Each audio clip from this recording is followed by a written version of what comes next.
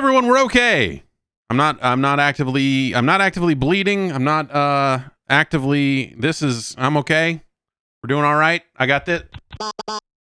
I moved this so I could more readily access it.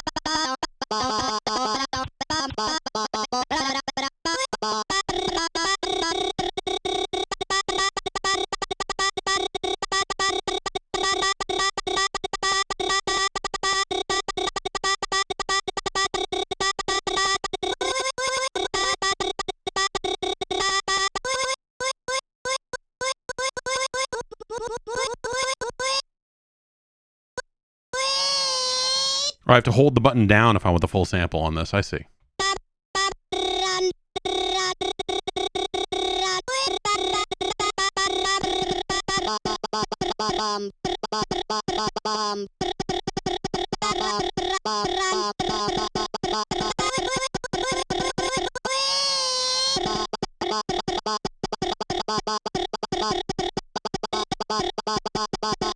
Got a couple of drinks to try today.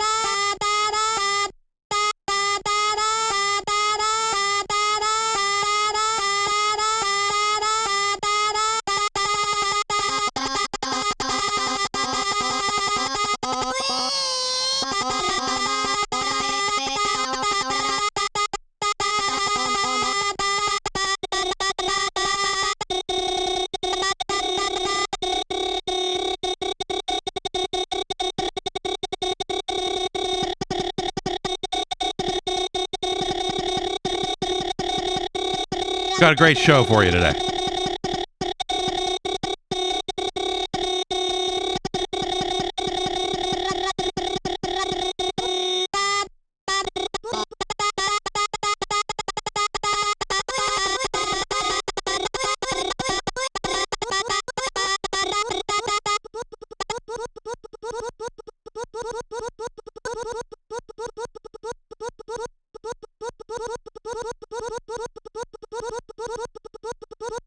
Shout out to VTGT, Randy Marr Games, and the Do Pope.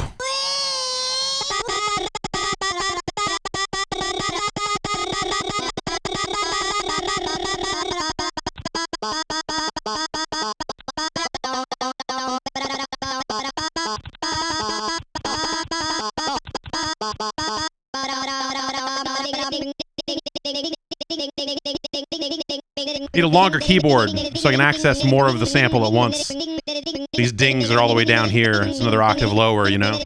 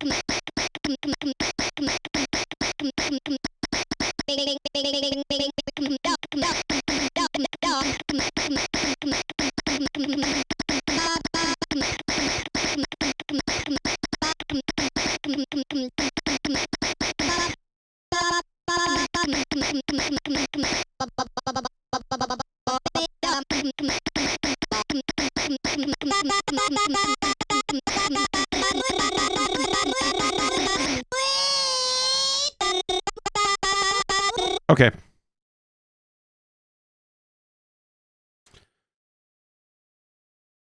So I moved the soundboard a little closer so I can reach it during streams, which is fun. And set it back into drum mode here. $500? There we go. $500?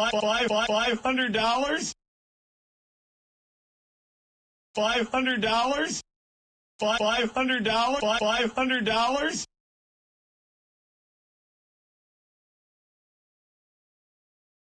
That's right. If I set this to this. Bring. Plenty of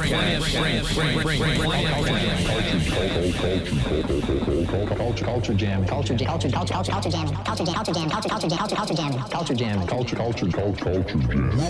the fantasy. Get ready. Get ready.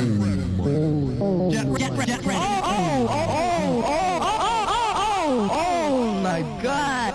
Oh my God. Oh my God. Get ready. I can access the knobs again. The knobs have been buried for a year or more, all the way under a monitor, kind of under a monitor stand. And so, it was really hard to Knock, knock, open up the door, it's real.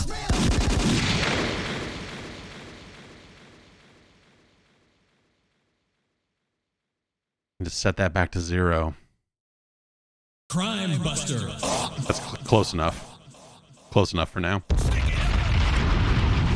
What's going on? Hey, everybody, it's Friday. We got video games, we got energy drinks, we got both. They can find you a Twitch channel that can do both. I think is how the saying goes. We're gonna start here with another one of these A shocks. I don't know if you know. Hey, look, I love fruit punch more than most people. That's for sure. I don't mean I love fruit punch more than most people love fruit punch. I'm saying I prefer fruit punch to people in almost every case. You know what I mean?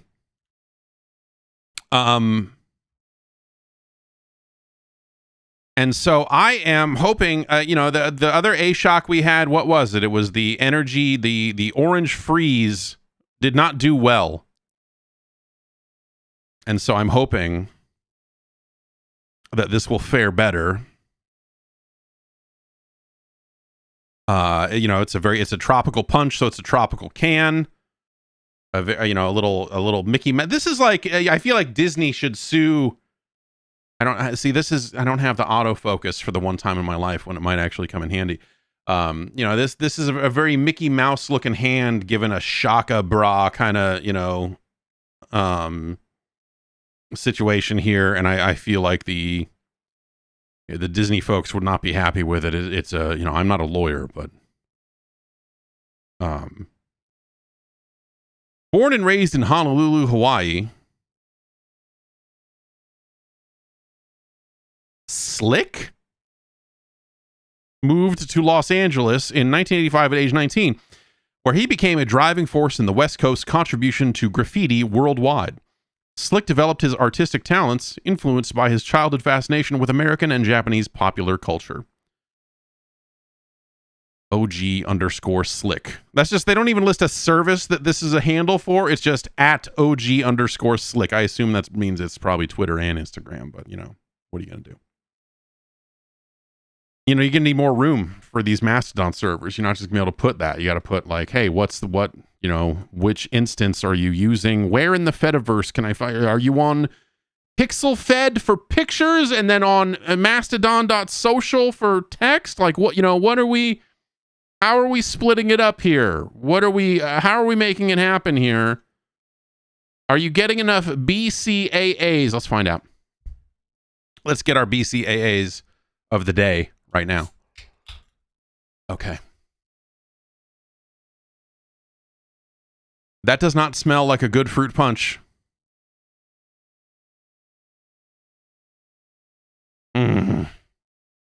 Yeah, hit me up on social media at Wayne Grow.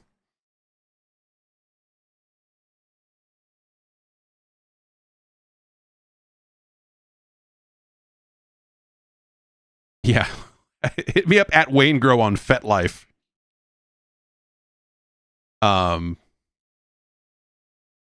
It's a fruity. Let's just find out. Let's find out.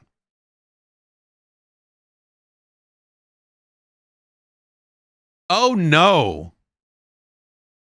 Oh no. This is poison.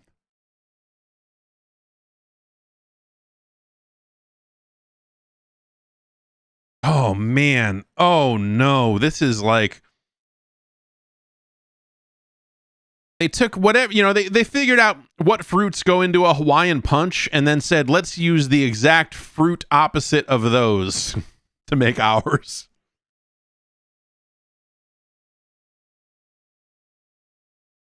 It's,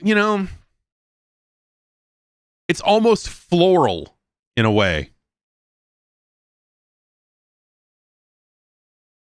It's almost floral. in its bouquet. Yeah, it's a Hawaiian shirt and a can and everything that entails and comes with that. You know, like a puka shell necklace, syphilis, you know, like the good stuff.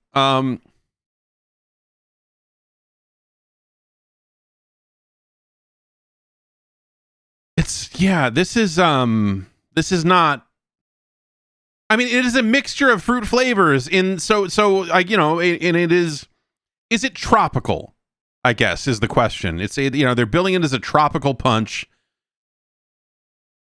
not just a generic fruit punch kind of. I would stab somebody right now. I would gut them stem to stern and live inside their body for a month if it meant that a Tahitian treat would get into the energy drink business. Oh man, could you imagine everything you love about Tahitian treat plus like 300 milligrams of caffeine? God. Oh, that'd be. Ugh.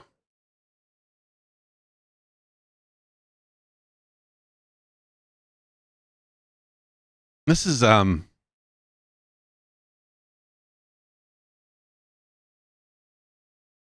not so good. That's a Cuddy Bang waiting to happen. So what do you? So if you're looking to just add caffeine to something, what do you do? You know, because I don't want to alter the flavor of the Tahitian treat too much, so I wouldn't pour a Red Bull in there. We need a clear. Do we get caffeinated water? That'd water it down, though. They make powder. By they make powder, are you trying to sell me cocaine? Like they make a powder for that, like yeah, like caffeine, crushed up caffeine pills. This is a bad. That's a bad. Don't do that. Absolutely don't do that. Don't get blood on the crushed up caffeine pills, as the rappers say. Do not get blood on the dope.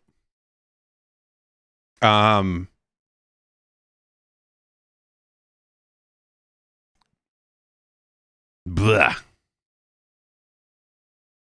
Yuck. I'm so disappointed. I had high hopes. It's a fun can.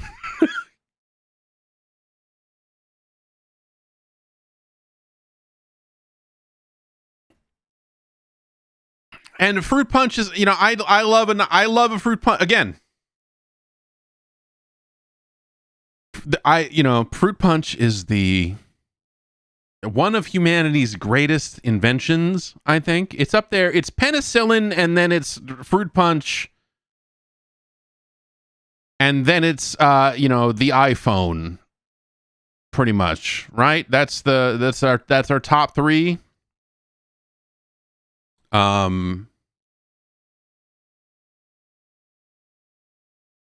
Am I sponsored by? No, I was sorry. I was using that as a garbage bag. I have to keep garbage up high because of the raccoons, known as my children, who I can't have a garbage can in this room because they will dig into it, and throw all the trash everywhere. And so anytime I have to get a garbage, any kind of garbage situation in here, I have to leave up high. I have a shelving unit over here out of shot, and the bottom half of the shelves I removed so they can't. So there's nothing on the shelves, but also so they cannot be climbed on. We're entering that phase, and so it's wild. Kids are crazy. They get into stuff, and you're like, wow, you can just open doors now, huh? Dang, that's crazy.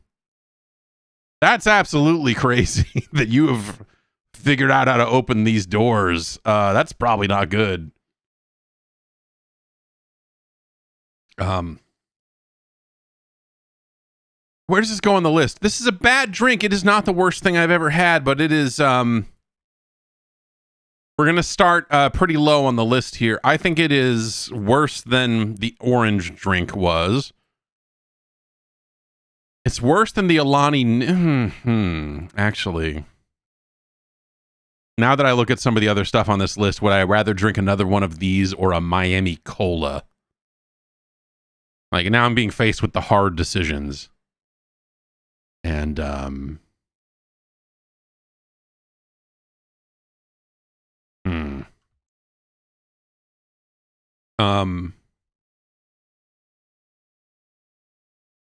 it's worse than Faceberry. It's worse than Sour Heads.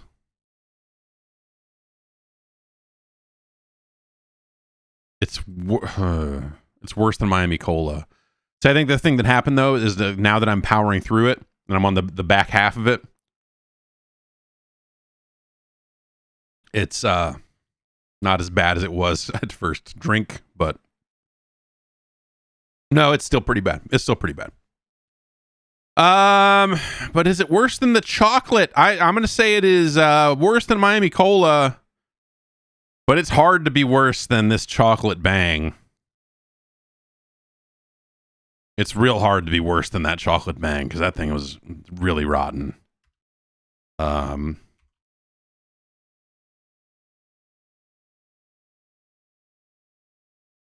So we're gonna call this. Hang on now.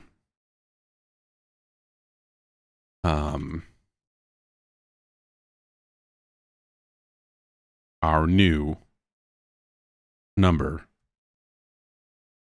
60. Congratulations to A-Shock. I am worried now because there's 5 more different flavors of the A-Shock in here ready to go. And I thought, well, they can't all be as bad as that orange one was. It's got to be. I'm sure the rest of these will be fine. And then now this tropical punch is like, maybe not.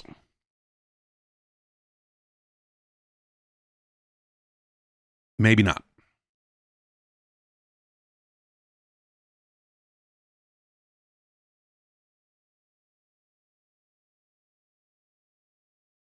Ugh.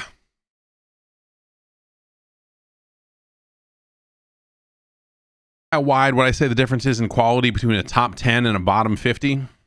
Well, look, so let's see. I think, if we're thinking about truly great drinks, we're probably stopping somewhere around the top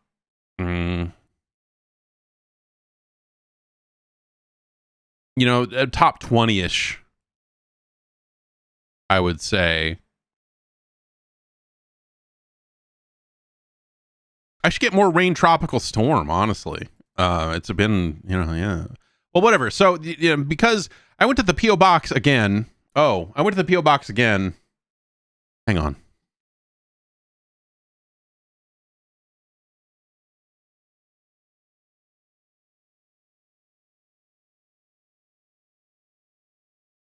I went to the P.O. Box again.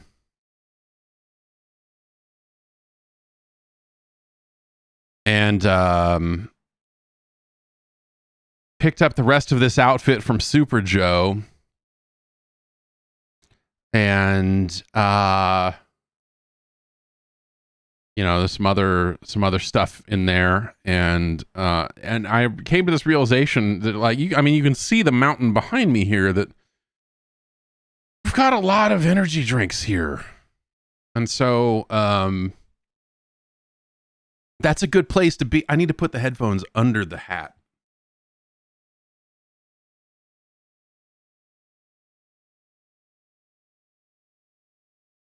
There, that's the look we're going for. The full Forspoken.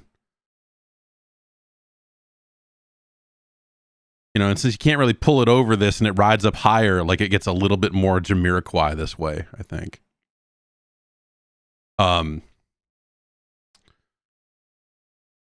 And so I'm sitting on something fat, as they say down south. I've got a lot of drinks here.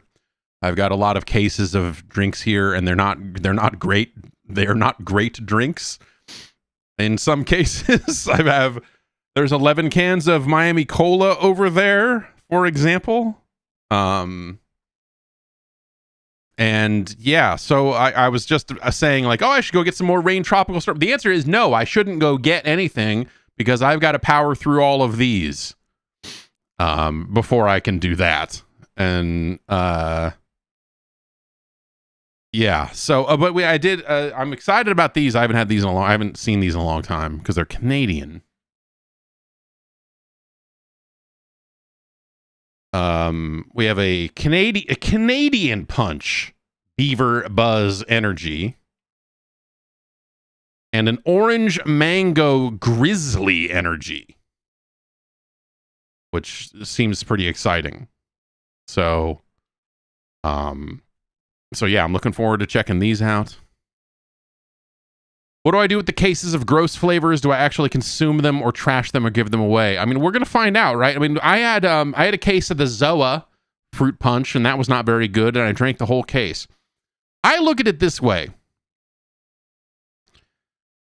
All these cans, well, maybe not these cans, but like, you know, for me to go out and buy a can of an energy drink right now, to walk into a 7-Eleven or a Vons or a Ralph's, it's like $3 to $3.50 for a single can. And that's not nothing, man. And so the idea of like, oh, I don't think that Miami Cola tastes great. Like my reaction is like, but I'm still going to drink that entire case because, the shit ain't cheap. So that is, I am trying to be value minded with it. You know, folks send it in. I wouldn't want to waste it or throw it out. If someone sent something truly rancid, then maybe I would throw it out. The only thing I have thrown out, I think, is my wife bought 2 cans of the G Fuel Tetris Blast, and on the second one of those, which I cracked open to see, like, they can't possibly be this bad, right? And then drank it, and I was like, oh no, it is. It's in fact that bad. I think I poured the rest of that one out. We have a bonus here. This one I don't think is going to make the list because it is it has calories in it, and our list is a low/no calorie list. So this doesn't necessarily belong on the list, but I am interested in checking it out just the same. This I believe was sent in by Steve. Hang on. I have some notes here to go with this stuff. Oh, yeah, Super Joe. Steve sent in a 12 cans of something called Cintron. Says it's from a Detroit-based company, but made in Austria for some reason. Enjoy. All the real shit is getting made in Austria, dog. Austrian Energy. Rodney Gamerfield from the Discord sent in the Canadian drinks, and thank you for those. And I don't have the we shouted him, I believe, earlier, but I don't have it in front of me right now. I have 6 cans of pussy.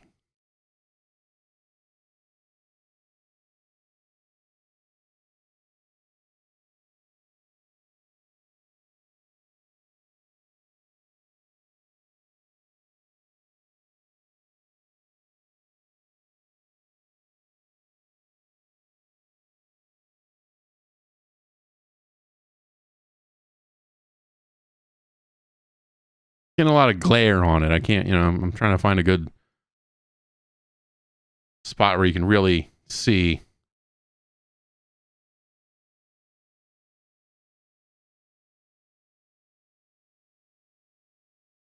This is 98 calories for an 8.5 ounce can, which means if this was a 16.9, it would be 200 calories. And that to me is not a low calorie beverage. So,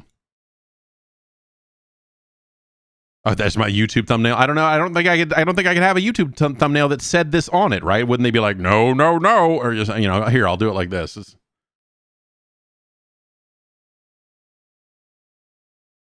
Just looks like it says pus. This drink has been around for a very long time. I have never had one. I have always been interested in trying it. This has 80 milligrams of caffeine in it, which is not much, but it's a small can. It has beet sugar in it. It says here, a sparkling passion fruit and lychee flavored energy drink. Distributed in the U.S. by Bev Group International in Miami Beach, Florida. Florida!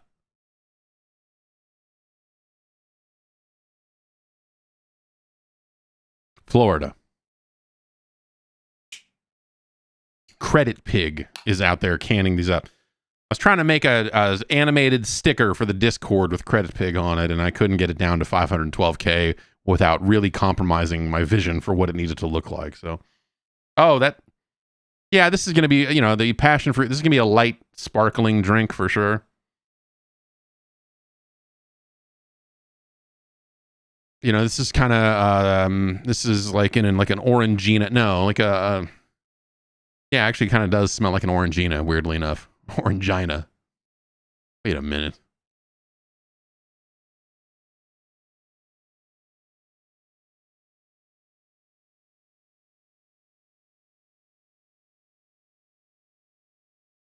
It's not good. Oh, it's not good. Oh, Did someone fucking ash a cigarette into this?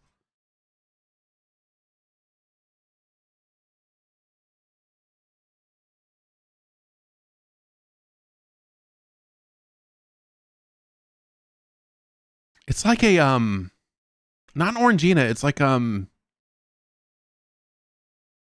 there's another shitty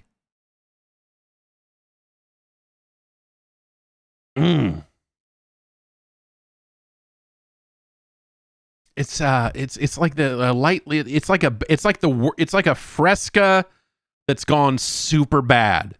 I like Fresca.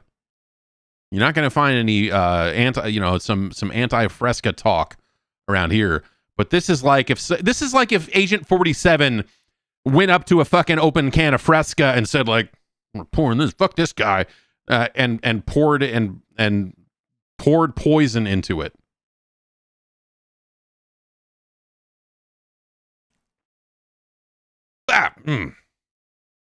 Ugh.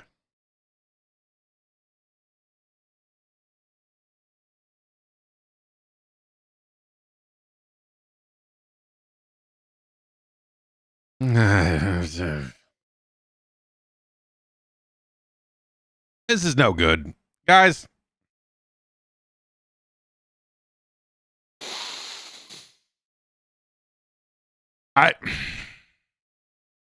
I'm not as good as its namesake, I'll say. I think if you're gonna go there,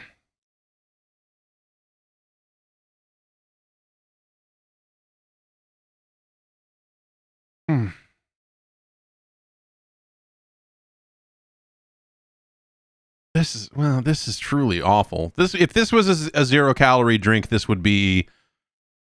If this was going to go on the list, this would be like. It might be worse. No, it would probably be like between Purple Guava Pear and Tetris Blast.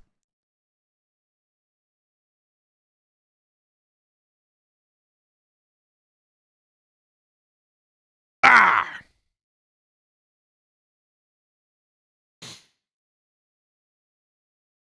The pussy's gone bad, friends.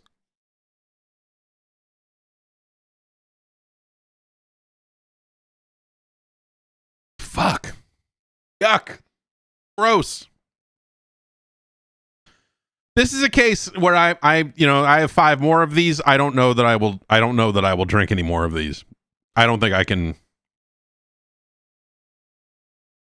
I honestly don't think I could drink another one of those. Yuck.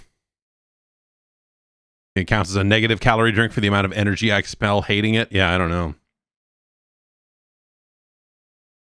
If this was a true representation of the real thing, I would be celibate.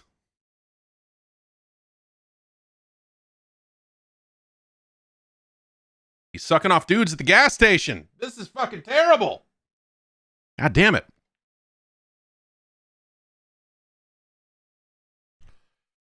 Ooh.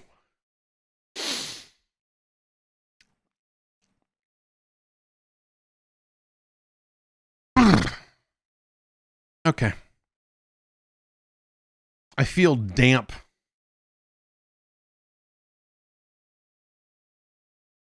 I feel bad.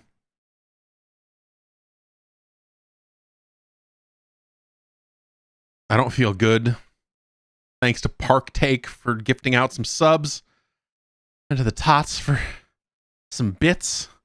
You know, Waka Butler and NK. Good old Rocky Top. Good old Rocky Top. Good old Insidious Clock.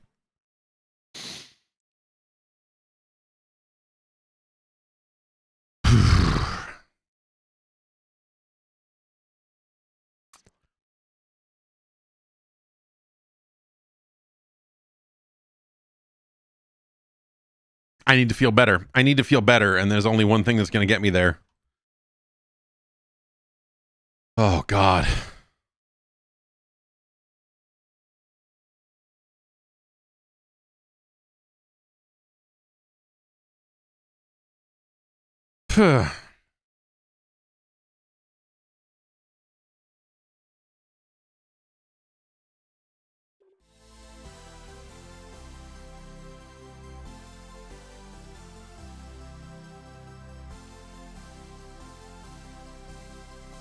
Okay.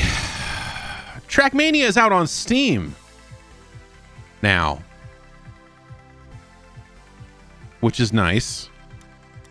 Though the Ubisoft integration on Steam, you know, it still installs Ubisoft Connect and all the other stuff. It's you still have to jump through the hoops, you know. A little less so, I guess, because I don't have to. Because the Ubisoft Connect client will constantly forget my login and password. And so when you launch it from Steam, it takes your Steam credentials and goes that way with it. And so that at least allowed me to uninstall the other Ubisoft Connect client because now it's installed here.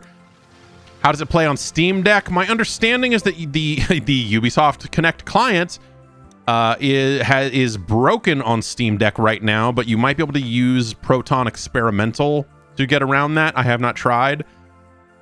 That said, I was playing the Ubisoft Connect version of this on the Steam Deck months ago. You know, jumping through all the hoops of installing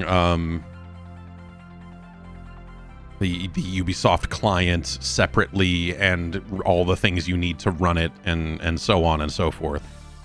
They've added, I'll go to my profile here, I guess.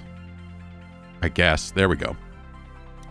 They've added prestige skins for the various modes, which is interesting because I think, you know, when you play the game, you kind of want to be able to use your own weird skins and do your own weird stuff, but they have put in some skins here that you can unlock for, as it says, getting medals and official tracks and so on. And so I've gotten a few of these. I'm gonna just try to drive with this for a while and take a look at it and see what it looks like in game.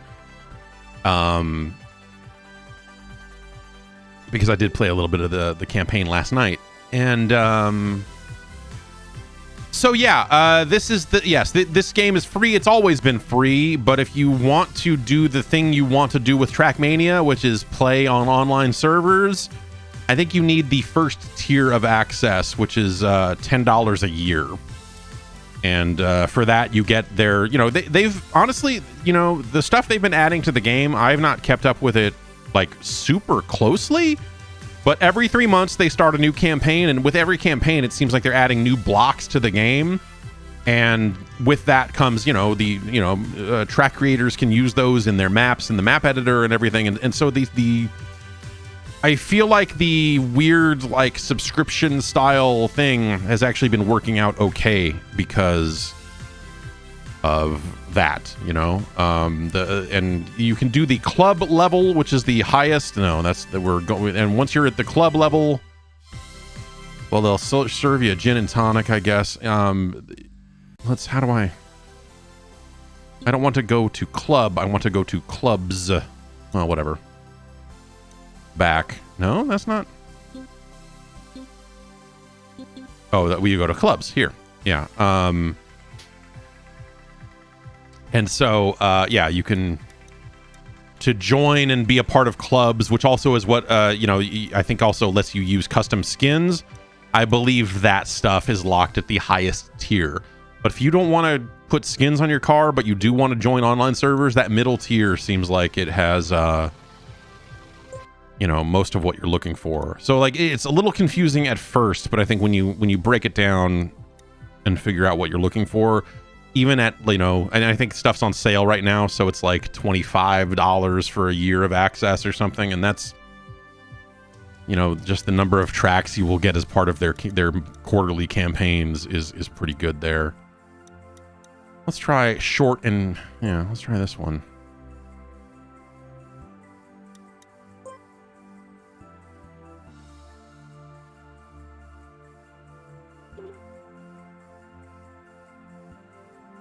Still no custom soundtrack. So custom soundtrack is something that you set as a server creator. As if you are hosting your own server, which you don't have to do. If you just want to slap some tracks together and run it on a Ubisoft powered server, you can do that.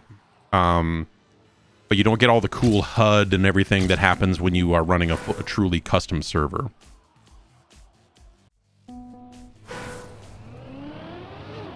And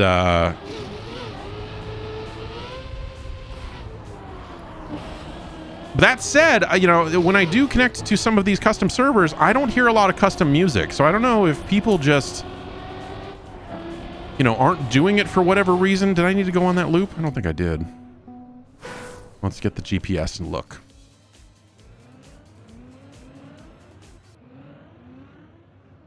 No? Doesn't ring.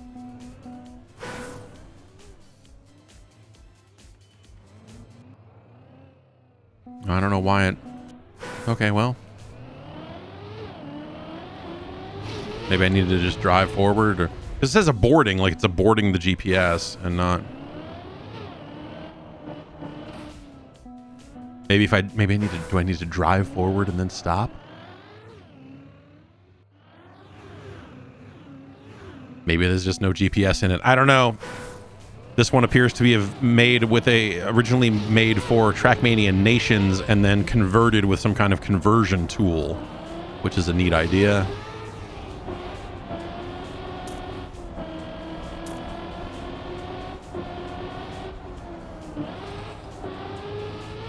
Okay, we need to be going much faster than that. And so anyway, custom soundtracks.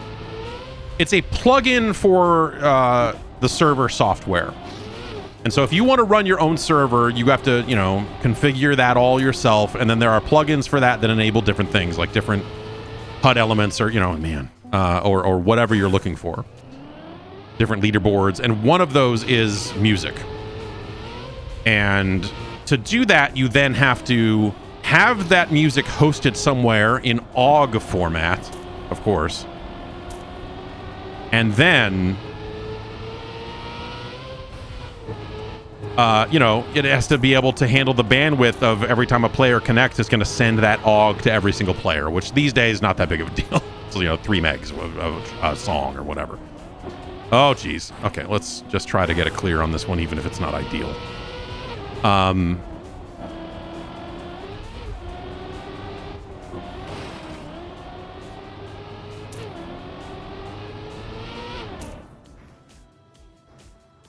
AUG Vorbis. The format of the future.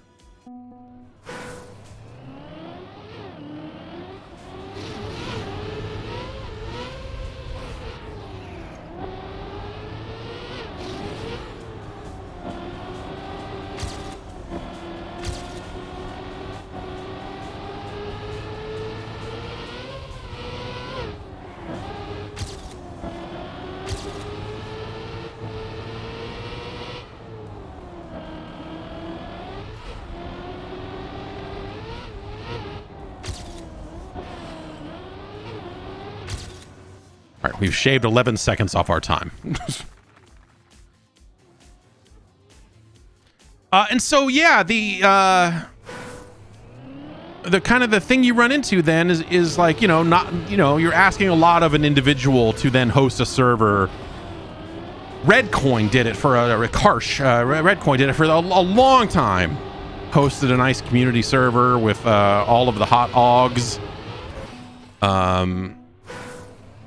You know, it was very gracious to do all that. And I tried to, you know, I don't know if you remember last summer, I got it in my head that I was going to try to run a Trackmania server. And so I found a company that said, hey, give us this many euros and we'll host a Trackmania server for you.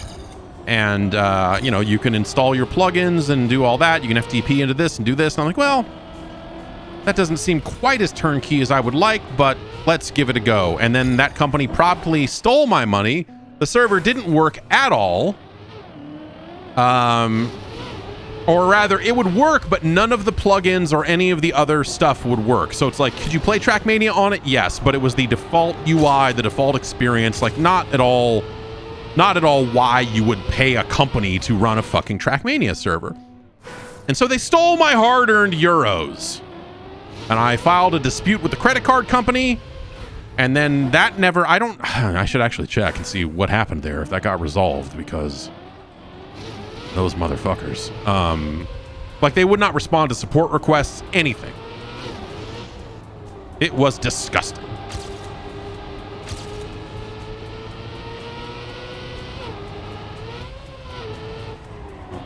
And so yeah. I'm so mad about it, I'm hitting walls that I don't even mean to be hitting. Whatever, we still took a second of our time. I'll take it.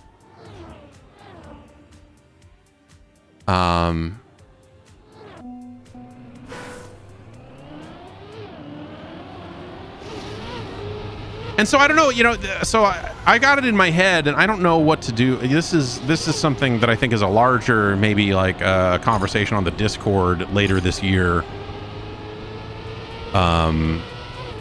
Around game servers. I want to run some. And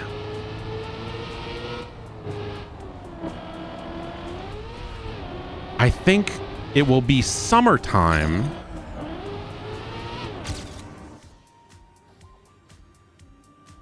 when I get gigabit.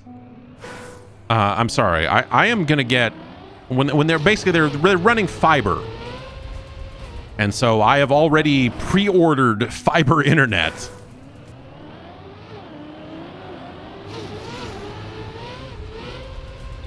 And once that happens, I will have, well, they're claiming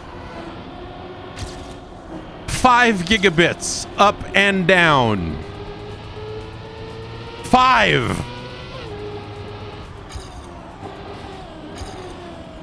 motherfucking gigabits for less money than I am paying now to a cable company for 1 gigabit down, 40 megabits up.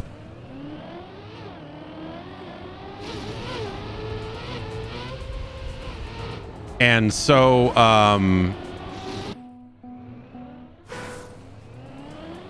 I'll believe it when I see it. 1 gigabit up would be plenty. But then when I was feeling, and I thought that that's what they were selling me, is like, you know, symmetrical gigabit, because that's what they had been advertising. And I'm like, yes, I want upstream bandwidth. I'm tired of it taking so long to upload these videos. I want the people to see the videos faster. And then they had it on the checkbox. They were like, how much internet do you want? And I just opened up the drop down menu and pulled it down as far as it would go. And at the bottom, it said 5 fucking gigabit both ways. I'm like, yeah, no, that's the internet. That's the internet I want. Yeah. The true sicko, the true pervert's internet. This is what we need. I have a lot of things I need to get out to folks. And, again, we'll see. I believe in the summertime is when they'll be doing my neck of the woods.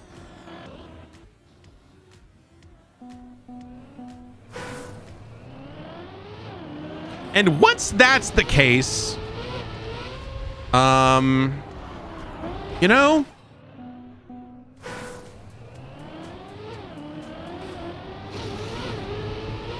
I could run a lot of servers here if I wanted to at that point.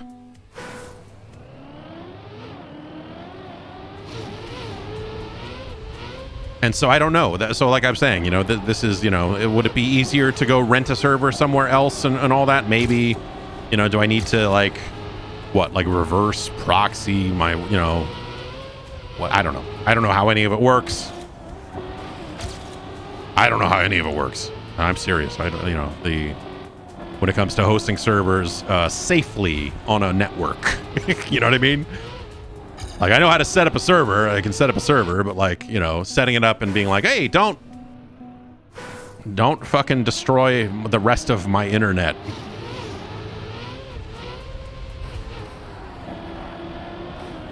You know, don't find a fucking weird exploit in the server software and download a bunch of pictures of my kids. I don't know what I don't know. But you know what I mean.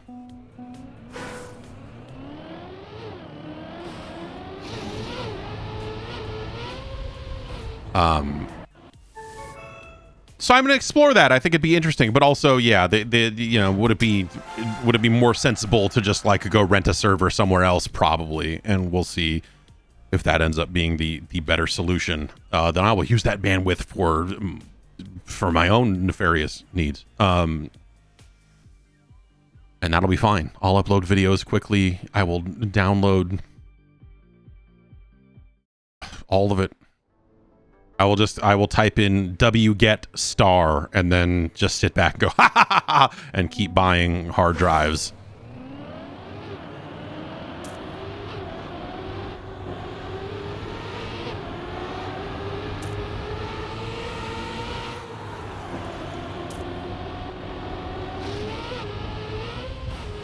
That was not the end of the level. Oh.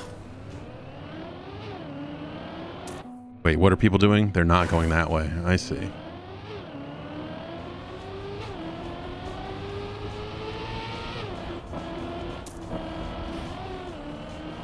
That goes the other way. So do we maybe go like this? Wait.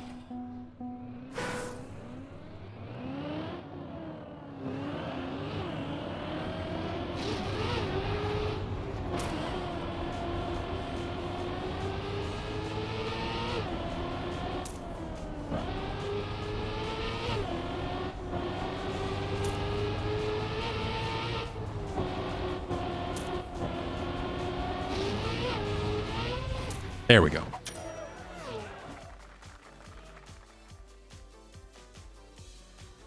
Yeah, totally. Obviously, that is exactly what I'm talking about, is the security ramifications of running servers on my home internet. Yes, that is something I would not do at any sort of scale unless I was confident that I knew what I was doing. And, you know, as someone who's not done anything like that in a very long time, I'm very rusty on it, so...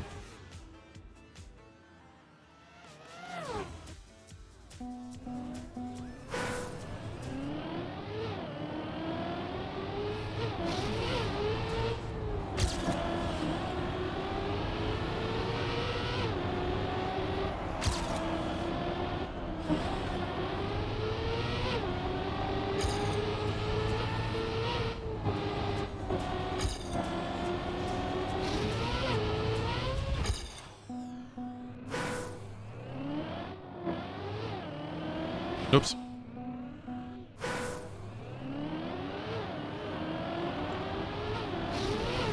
This car skin is boring.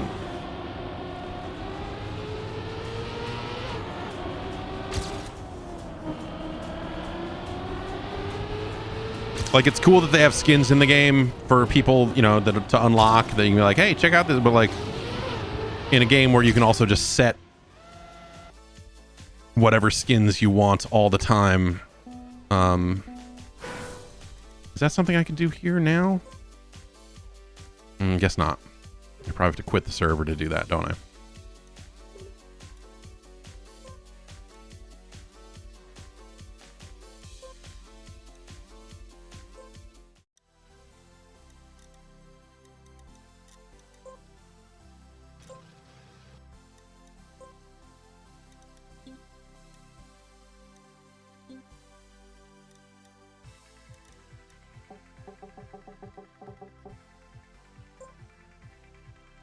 Let's go back to that one.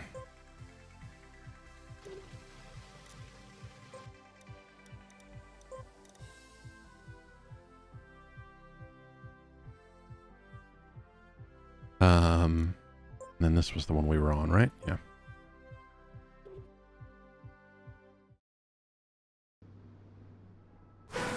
Yeah, so you know, that'll be cool. When did skins become a popularized term for cosmetic DLC? I think what you mean to ask is, when did cosmetic DLC replace skins? But yeah, Quake 1. Quake 1 is, I think, when we first started talking about skins.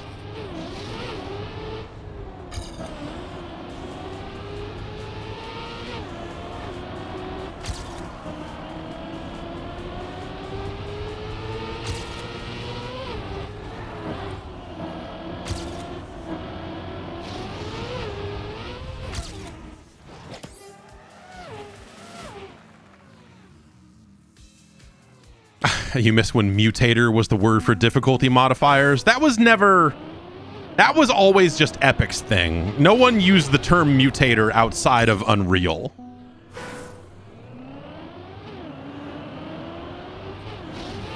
But I do remember, you know, and you know, this has led to confusion just this year. Mod used to mean something totally different. Mod was a module. It was a sound. It was an audio format. You know, before MP3s existed, largely, but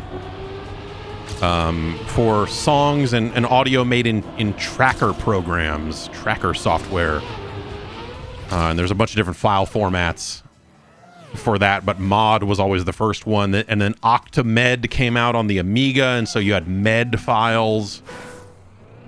And then Scream Tracker came out, and you had S3Ms, and you had ITs for Impulse Tracker files, and that's how a lot of your key gen music, a lot of your demo scene style music came in those formats. I made a mod in the early 90s that was just me chopping up samples from House of Pain and playing them back in loops. You know, not a great use of the format. But, you know, again, this is before there were MP3s, so.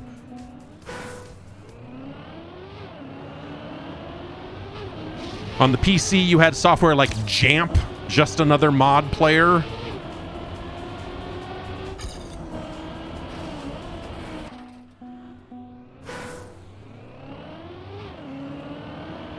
Does Trackmania scratch the same itch as Call of Duty multiplayer? Kind of. You know, maybe not directly, but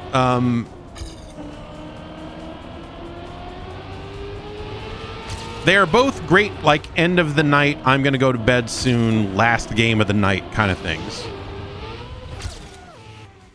But I think Trackmania, for me, is even more laid back than Call of Duty ever is.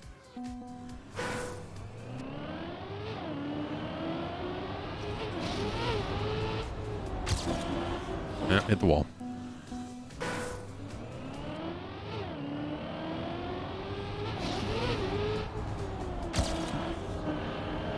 All right, the flavor of those awful drinks is wearing off. I should have gotten something to.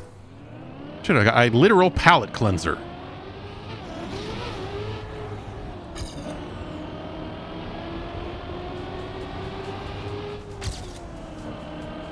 I've seen people with weird glowing skins that I don't remember seeing, you know, when this game came out, and so I don't know if if they've made updates to what you can do with skins.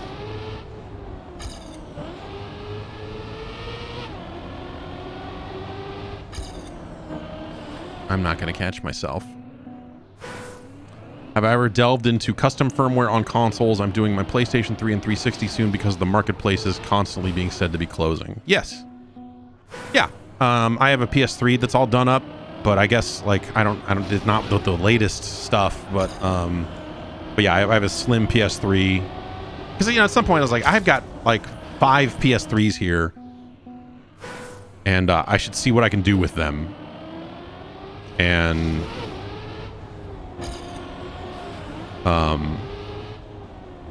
yeah, so the Xbox 360, I have not seen what you can do with one of those, and so I don't know, and I don't think there's no good soft mod solution for an Xbox 360, is there? If there was, I would probably do one because I have a lot of them.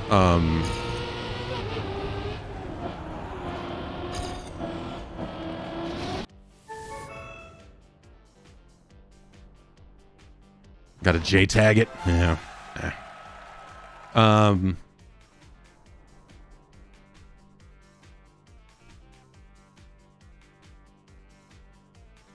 You would get MIDIs of your favorite songs in the 90s because waves were bigger than your hard drive? Yeah, I mean, that's... Yep.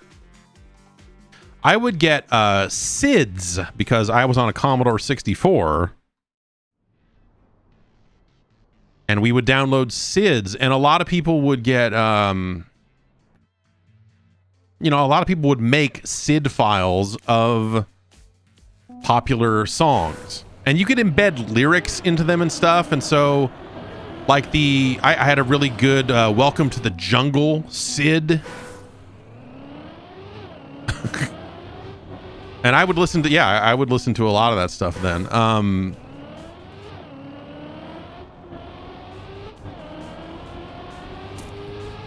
going to say the first time I ever heard the song Dream On, Aerosmith, was a SID. And then I heard the whole song and I was like, oh, it's all right. It wasn't Dream On. It was another fucking Aerosmith song. Oh, that's not the way to go.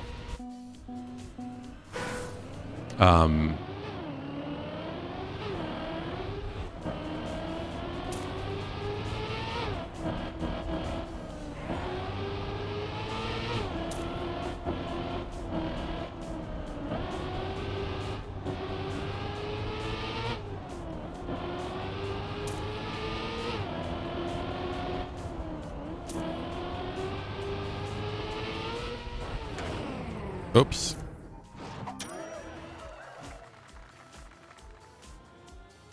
Oh yeah, all the Ace of Base is all that she wants in mod format. I almost certainly had that.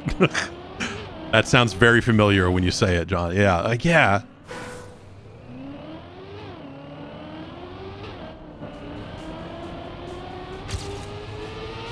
And I don't think it ever occurred to me, you know, this was kind of happening a lot. I feel like a lot of this was happening in Europe, but like I don't think it ever really occurred to me that any of that music would ever be considered quote unquote real music. It always just seemed like, oh, I don't know, this is some janky stuff these people made. Oh, I didn't make it. I guess I want to take the jump, but take the jump off to the side, right? That's the play. Or the idea that like some of these same tools would then, you know, be used to make like proper albums, or, you know, that the audio quality, because, you know, you're making a mod, like you're chopping, the audio quality has to be just downsampled quite a bit. Oh, we went too hard. A common problem.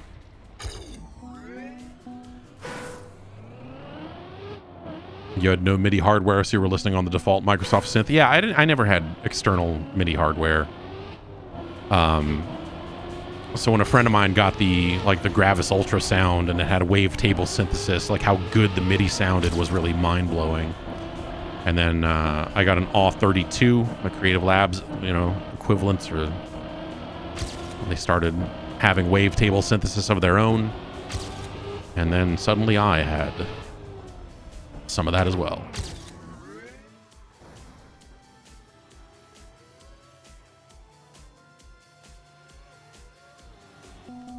Oh.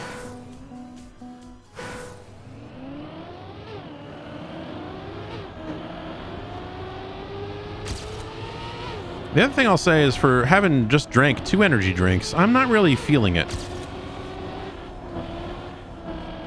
You know, the first one, I don't first one I thought was like in the 200 milligram range or something, but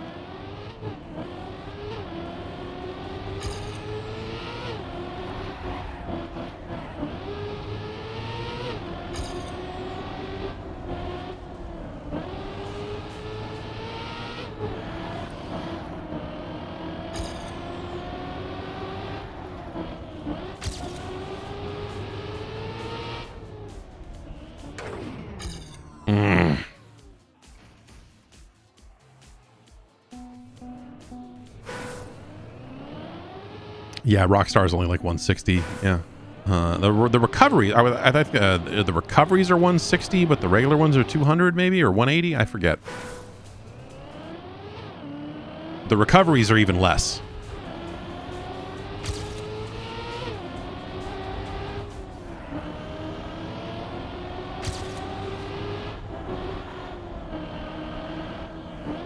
Oh. How much Watch Me Forever have I intook already? Yeah, I've had it on for a few hours, kind of in the background, and it just kind of eventually fades into the background. You forget it's even on. There's a fun interview with the people behind that on Vice. That, like, you know, you look at that and you hope it's going to be like weird artists and like, oh yeah, look at what they did, ha ha ha. But instead they're like, this is the future, and we think this is, you know, this is what Netflix is going to look like. And it's like, oh, fuck you. Weird tech bros vibes off that thing. It's like, oh yeah, you guys suck, huh?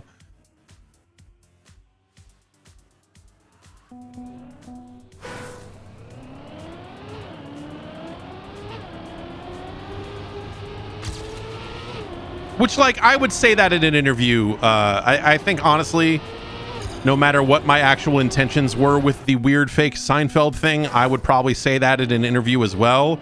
Because what you want is for some idiot to come in and throw a whole bunch of money at you, right? You're like, okay, no, we want to raise a bunch of money and then just blow it on the dumbest fucking shit imaginable. It's like, oh, here we go. We've got AI MASH now to go with it. Or whatever, you know. But yeah, that interview definitely like kind of kills the vibe a little bit, huh?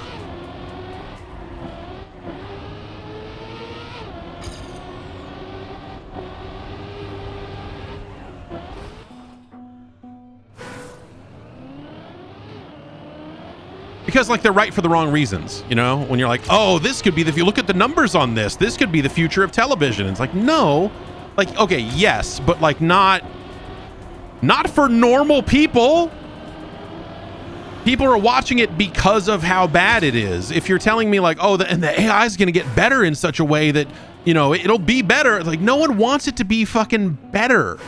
Like, the good part about the dumb fake Seinfeld thing is how fucking bad it is. And so it becomes interesting when it gets a joke right for once. You're like, oh my God, the computers are learning, you know, and it's funny. It's funnier because you know it's so incapable of doing it right. If your goal is to be like, and now these computers can write an episode of television that's just as good as Seinfeld. Like, who fucking cares? No one fucking watches television anymore. Like, what are you trying to, you're like, oh man, the future of the sitcom is here. Like, no. The appeal is that the computers are broken and that the people watching it are fucking lunatics who are like, no, I'm going to sit here and watch this for 30 hours in case something crazy happens.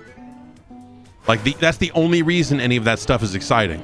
And so misinterpreting that is like, there's a future here. If only we can make the AI better. Like, no. If anything, you need to tune that AI to make it worse.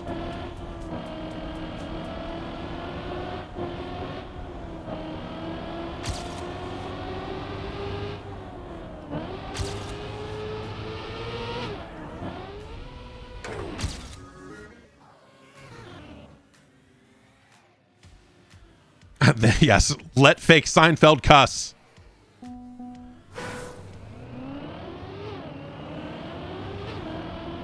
Let fake Seinfeld say shit.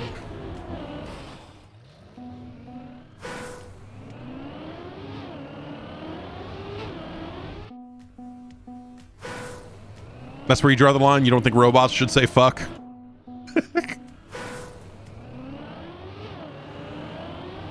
But yeah, of course. Yes. Merge it with Wrestle Empire. Yeah.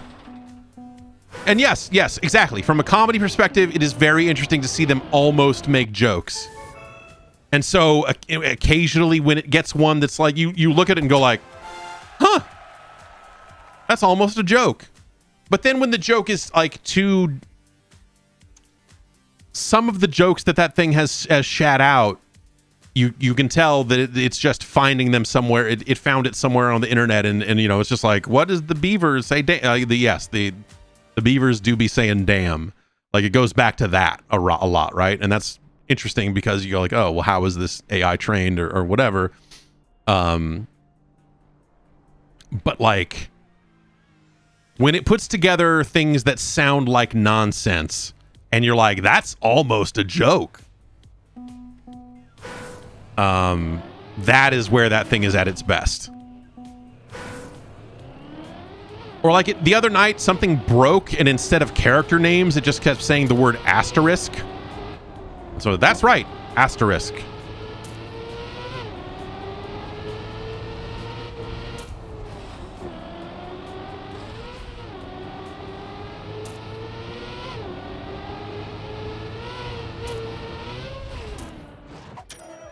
But like, the only good thing about that is the only good thing about the AI is when it's busted. When it's like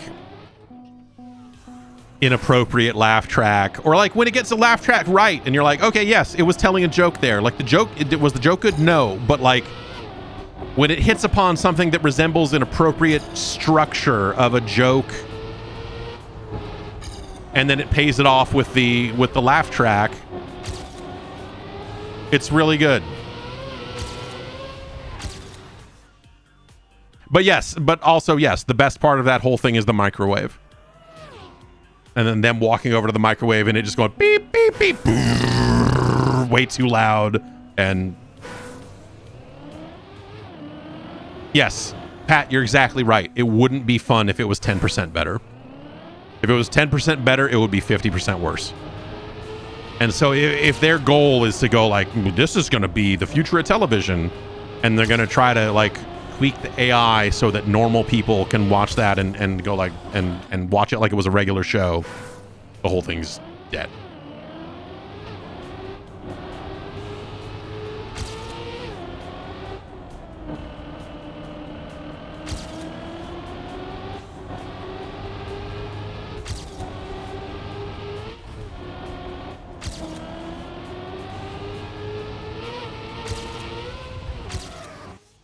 Because think about, think about how formulaic a lot of television has been over the decades.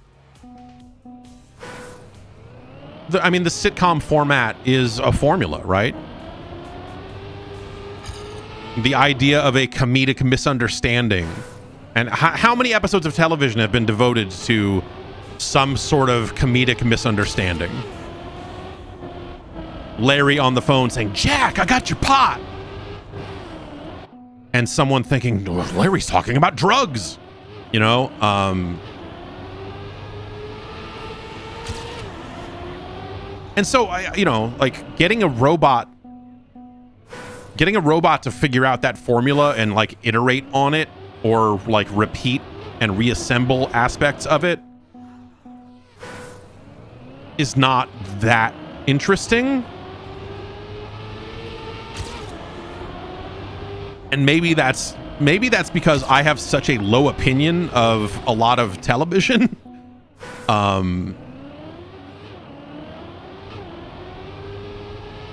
lot of like network TV, like I sitcoms and the like I just like, yeah, that's all stuff's fucking trash. Like, is it like well done in the confines of that formula? Yeah, of course, sure, fine, yeah, whatever. But like, who fucking cares? So if a robot learns how to write fucking episodes of Three's Company, my reaction won't be like, oh, hell yeah, now I can watch more episodes of a sitcom. My reaction will be, yeah, of course it can. Have you fucking seen Three's Company? Of course a robot could write in that style. Like, will it get it as good as the humans did? Probably not. But If you're telling me, hey, we trained a robot to write scripts for the fucking most repetitive television shows on the air ever, like, yeah, of course you fucking did. Yay.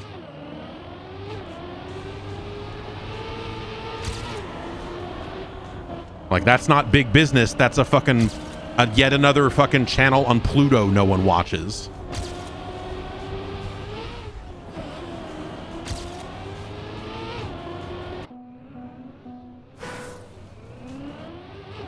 Yeah, shit my dad says. Yeah. 20 episodes. Yeah, exactly. I fucking hate sitcoms so much. I really, the traditional fucking sitcom format, I have always hated it. Because you can watch like the first 5-ish minutes of any episode and see the setup and go, yeah, okay, all right, yep. I know exactly where this goes. And I was like that as a kid. I don't know. Maybe that's a sign of something. But you know, you see that pattern immediately. And so yeah, exactly. You know, Three's Company would be on after cartoons. It would be like MASH and Three's Company, and I would just, you know, I'd catch the first handful of minutes of an episode of Three's Company multiple times a week, and just be like, yep. And I couldn't watch it. Like it was, you know, I don't like to use the word like cringe because I think it's stupid. But in a literal sense, I just had this like, I hate the way these characters are reacting. Like they've written this they've written these characters in an unrealistic way to serve the plot of their dumb fucking plot. And it's the worst plot. You know, I don't know. I was a barrel of laughs at age 12.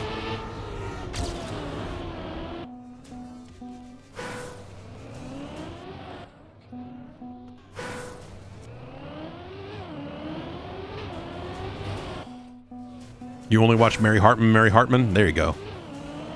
That's just some quality fucking television right there.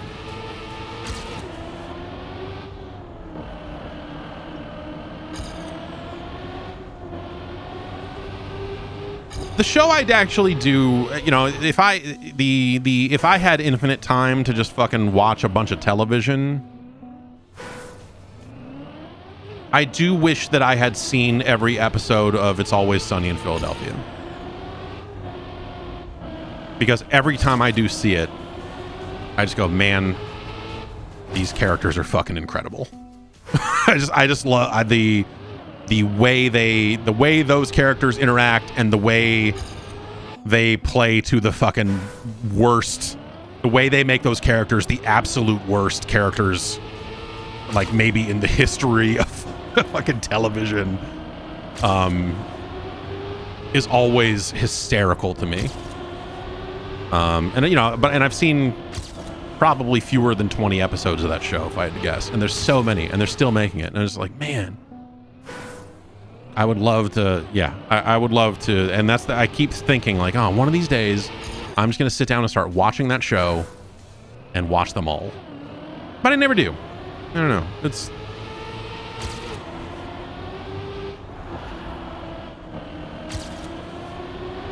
you know, it's an attention span thing, and I think that's honestly like probably one of the appealing things about wrestling,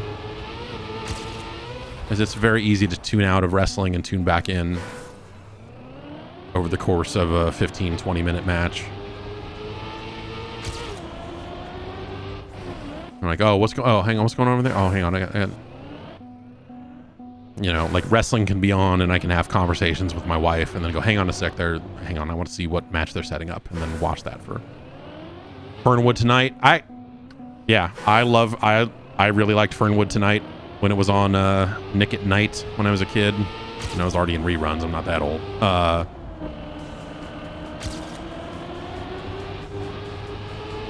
And I remember actually as a kid thinking that Night Court was like occasionally pretty fucking funny.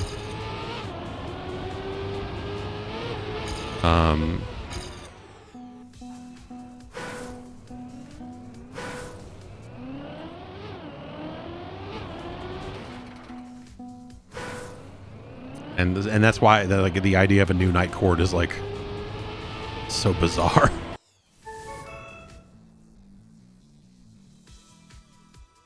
You want to see the John Larroquette show? Yeah. What was the was that him on the was it called Dear John? Was that the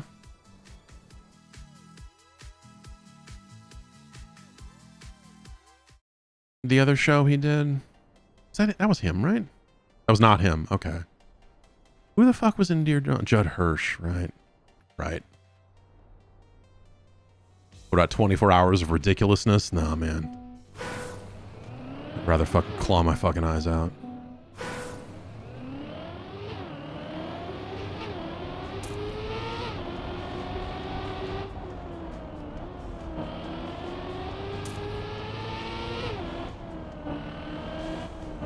I have and I would like to think that most people are with me at this point, but like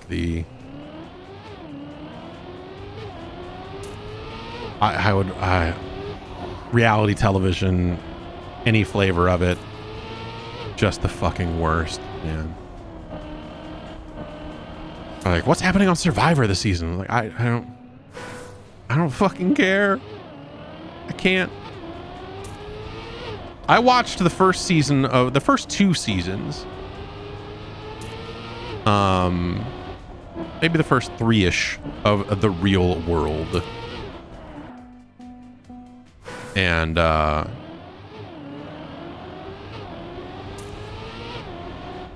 you know, because that the whole thing was new then, and you're like, wow, man, this is fascinating. And then you kind of like you see it, and you're like, especially in the follow-up seasons where they like very much had to like come up with scenarios for these characters to be in. Like, we're forcing you into this to make television. Like, make no mistake. And you're like, oh, like once that artifice is laid bare. So that is the best thing about where we're at right now with Twitch and YouTube and everything there is, and and I guess I should preface this by saying, like, this leads to tragedy more often than not, but like, or it sure seems like it does. But you get people that are just like, I'm gonna start a vlog.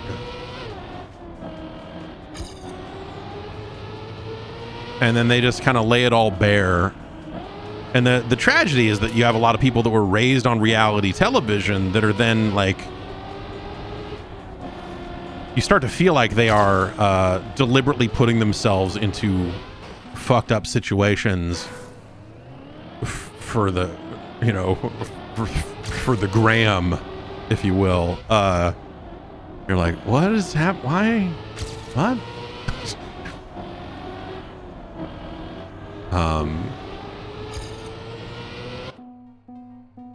Like, reality television can't fucking compete with all of the people putting it out there for real. Like, if you want pathos and tragedy, it's all over YouTube every fucking goddamn night.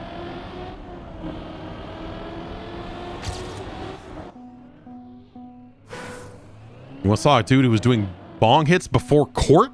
Man, that's fucking crazy. Who would do such a thing?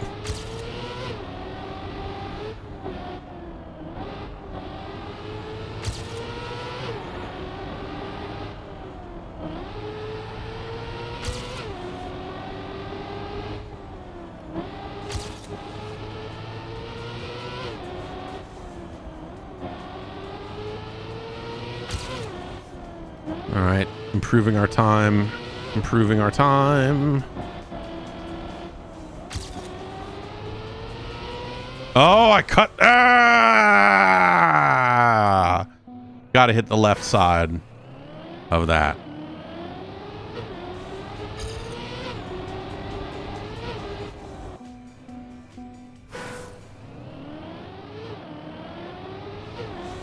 Before court.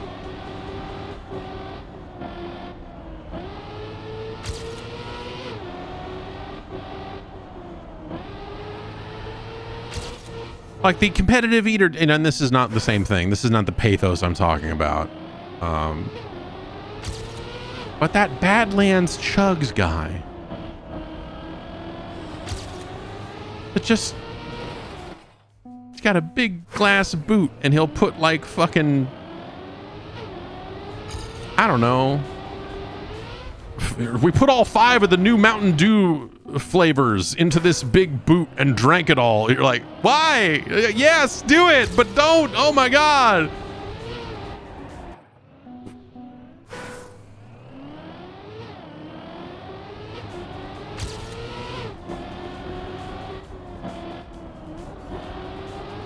I don't watch as much of that stuff as I probably should, honestly.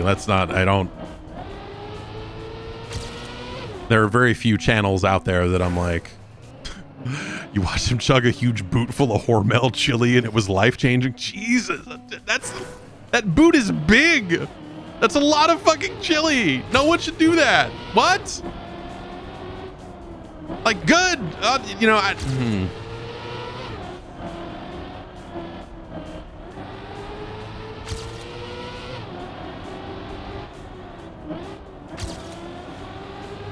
And I worry, is this the path I'm on? Once we've tasted all the energy drinks and, we need more.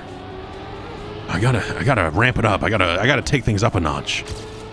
The energy drink taste tests just aren't bringing in the people anymore.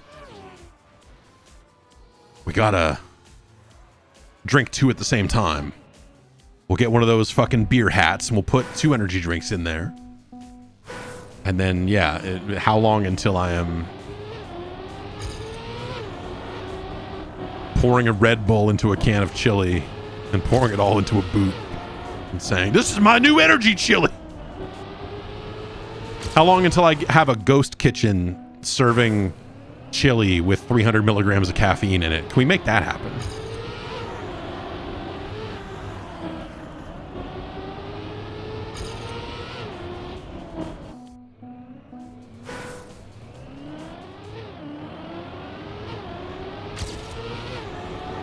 Or alternately, we can go both ways with this depending on what people want. Yeah, so can we have chill chili?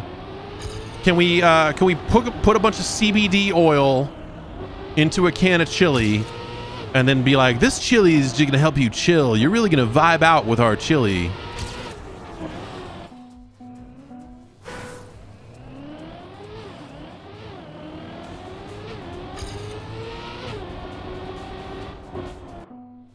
Yeah, and okay, sure, yeah. Or do we go full spectrum? Are we a full spectrum warrior here? And we just have weed chili.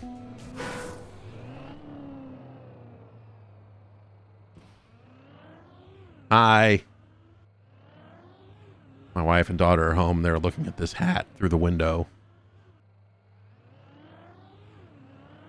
They seem bemused. Have you ever had an anti-energy drinks like Purple Drink or Lean? If you're asking me if I've taken codeine before, yes. Not in those quantities. I am not dropping a 4 into a Sprite, if that's what you're asking me. But are you asking me, have I been prescribed codeine? Have I known anyone that's ever had any Tylenol 3s? Yes.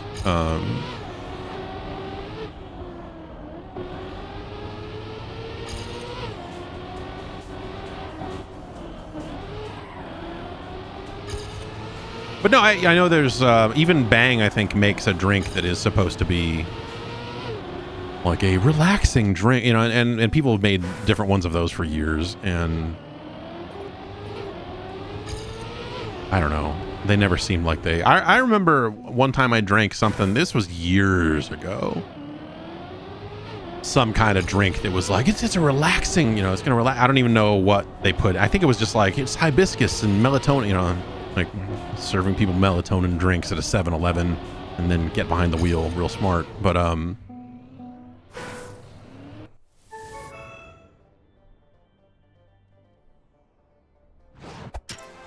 don't know, the thing always seemed sketchy as fuck anyway back then. I remember drinking one of them and feeling like almost goofy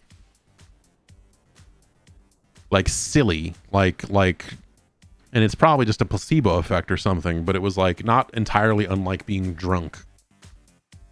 That was just like, this is weird. I don't,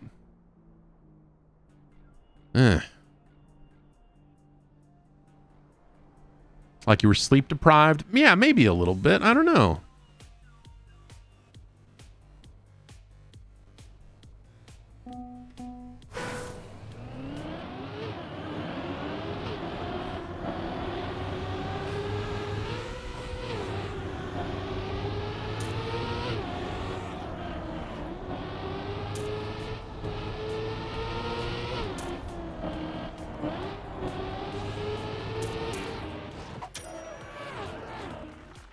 Ah.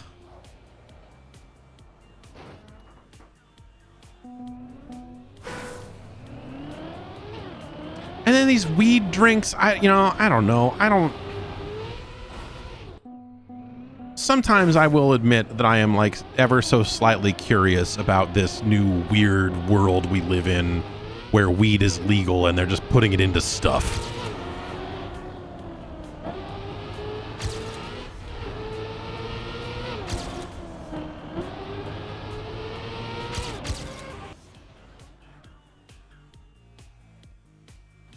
Where they're just like, we've got a THC infused this or what, whatever the fuck it is. And it's like, oh, okay.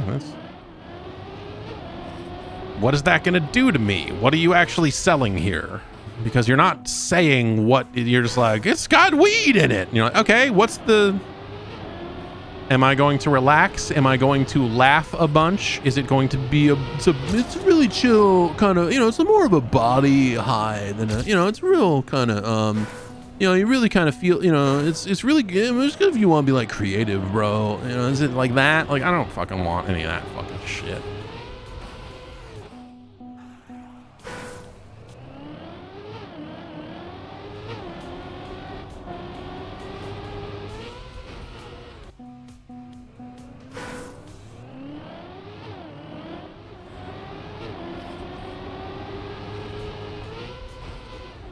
But like when they did start selling CBD drinks at, the fucking Quick Stop near my house, when that started, I was like, what? Well, all right, let's try this. I know that's not, obviously not the same thing, but it's in the same ballpark, I suppose. And I remember buying a couple of those and trying it, and I was like, all right, what am I supposed to feel something off this? Is this like a...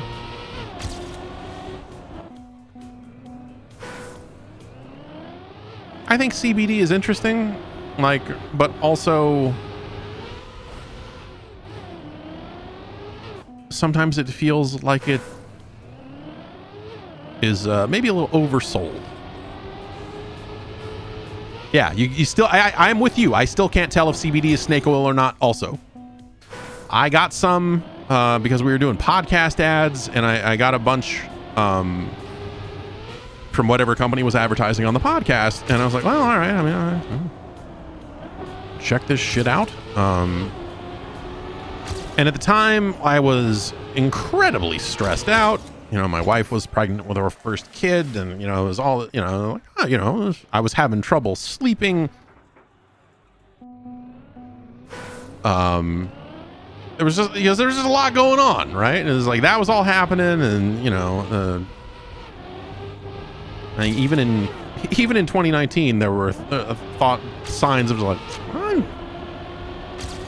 probably gonna have to get a new job here sometime over the next chunk of time, and we've got a kid on the way, and boy, that's a lot to think about. And so yeah, I was having a ton of trouble sleeping, and that all coincided, that all lined up, and I was like, well, I don't know, let's try this shit. And who knows? Like, I feel like, did I sleep better when like, maybe? I mean, I got to, but also then I stopped and I kept sleeping. So it wasn't like, like I had a limited supply of CBD, and I was taking it at night before bed. I'd also tried melatonin, and that put me to sleep, but also in weird way. Melatonin, I don't know. Melatonin's fucking weird.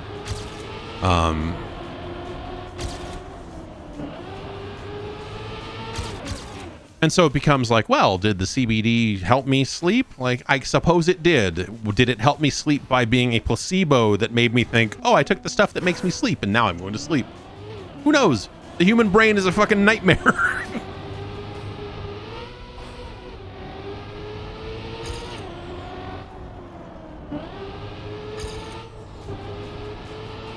And then suddenly it was like, here's CBD cream for when your neck or back hurts. I'm like, what? Really? Okay. I see you've also put a bunch of menthol in this. But yeah, I don't know.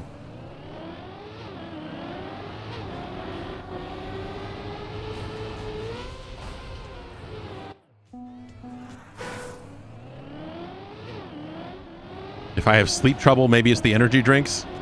I'm going to say probably not. Because that was 2019. And I am not having any sleep trouble these days. The only sleep trouble I'm having right now is that I have to get up at 4 a.m. because the boy gets up at 4 a.m. and wants milk. So...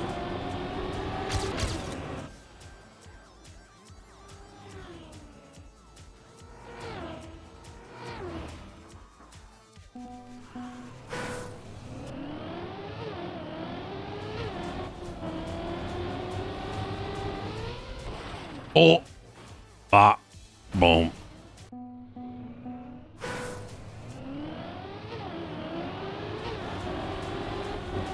No, I'll have a couple of nights here and there where, like, at random, it'll be like, I had trouble getting to sleep, or like I'll wake up at 2 a.m. to use the bathroom and have trouble falling back asleep or something like that. But like, no. The other thing is, like, I pretty much, other than like occasionally a soda or something with dinner,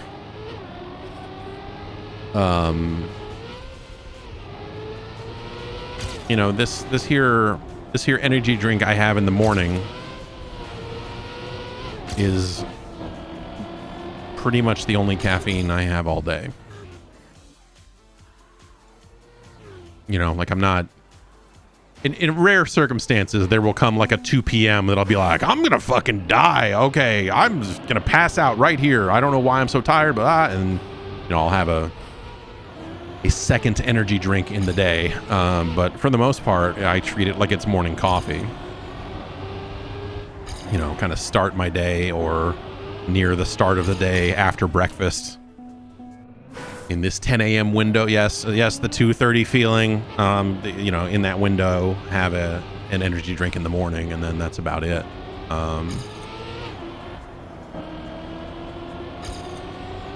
There was a time in my life where I was consuming way more energy drinks and having like 2 of the tall cans of Rockstar Recovery every day, or whatever, just like when Red Bull first came out, man, I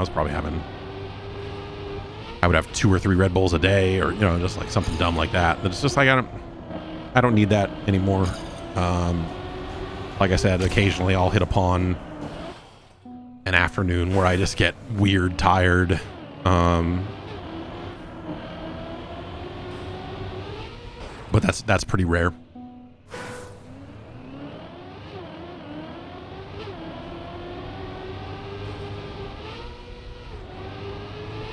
That should probably be, if we were doing these energy drink tastings in a more scientific way than we already do. I mean, we're already applying a lot of science here. But what I would probably do is make note of what I drank on a day, and then check in with myself at 2 or 3 p.m. and be like, how do I feel? And how did I sleep last night? Try to determine if any of these drinks have weird crashes or whatever, but no.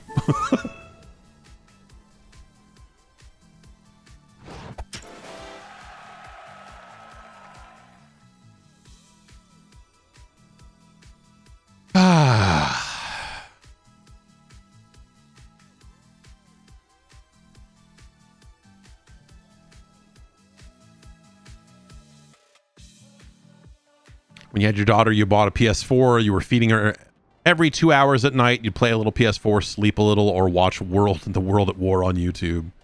When my daughter was first born, and, you know, when I was still on paternity, we had the TV in the living room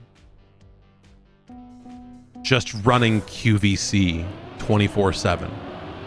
And so it was just already on. So my wife would get up to feed our daughter, you know, a handful of times every night there at the beginning.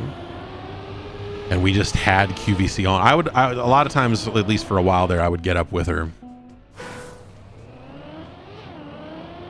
You know, because like she would get up, it would wake me up, her getting up, and I'd be like, okay, well, I'm up anyway. Let's go do this. I mean, and by go do this, I mean you go do this, and I will supervise. All this boob action. And yeah, so we watched a lot of QVC. We watched a lot of QVC. A lot of late night QVC. Are there nights where you get good sleep or 4 a.m. every morning? Future dad in 34 days. So, you know, my son is just about 18 months old, and I think he is just about at the end of his breastfeeding journey. You know, he's getting closer. But he does want it at 4 or 5. And, you know, we could do stuff like put him to bed later. You know, there's a lot of schedule adjustment that we could probably be doing that would change that at this point. But right now he goes down at about 5 p.m. And then we move him down here downstairs at about 7:30 or 8.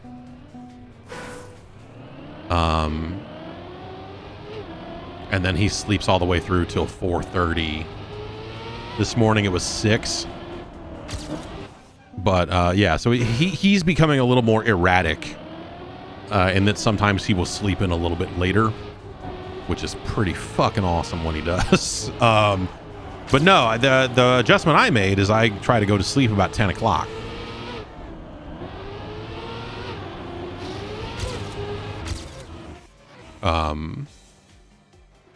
But yeah, we have an incredibly rigid routine. Yes, consistency in bedtime and routine is key. We have, like, these days are our days even still. You know, our daughter's 3.5, but our son is 18 months. So, like, we are still on a very rigid schedule across the board in terms of bedtime and bath time and, you know, like all that stuff.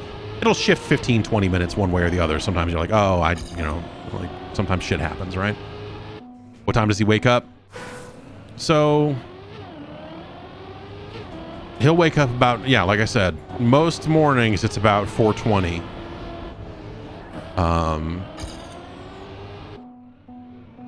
But sometimes that'll fluctuate, or sometimes, yeah, sometimes, you know, there'll be mornings where he will wake up at like 1:30 in the morning and scream for a little while. All, you know, depending on how severe it is, sometimes I'll just let him take care of it. He will scream for 3 or 4 minutes, and then he will fall back asleep. You know, regular stuff, right? And sometimes he will wake up in a way that demands attention, like, hey, I need a diaper change, or hey, I just need some extra milk, or hey, pick me up and let me know things are cool, whatever it is. And then that's always a weird one. The other day, 8:30. So he was in here laying down sleeping for about 45 minutes, and then he just woke up and started shrieking. So he's teething, right? I mean, he's growing teeth. That is painful. And so, you know, that's a likely culprit in those sort of situations, right? But he woke up and he was not fucking having it. He was like, "Rah!" And I was like, oh man. In a way that, like, sometimes, because I'm sitting here in this chair, right? I'm sitting here typing, or, you know, I'm trying to be quiet. But he'll usually sleep through me typing, or usually sleep through me holding a controller or whatever.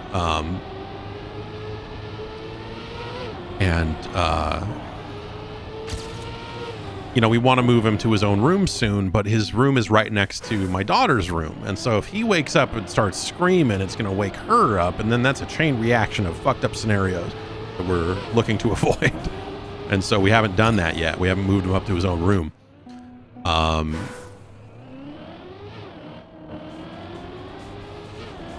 so, yeah, so he just, the other night, he just started screaming his head off. And so I picked him up and I was like, all right, buddy, let's hang out. I'll get you some milk. We'll hang out. And so I put him in his swing, his little chair that's over here. And we just hung out until, he stayed awake until like 11:30. And then that's when I went to bed. So I put him to bed and he protested for about 45 seconds and then passed out.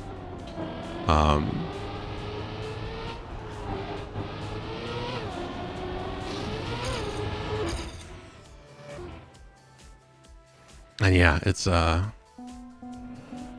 then my daughter goes to sleep at what?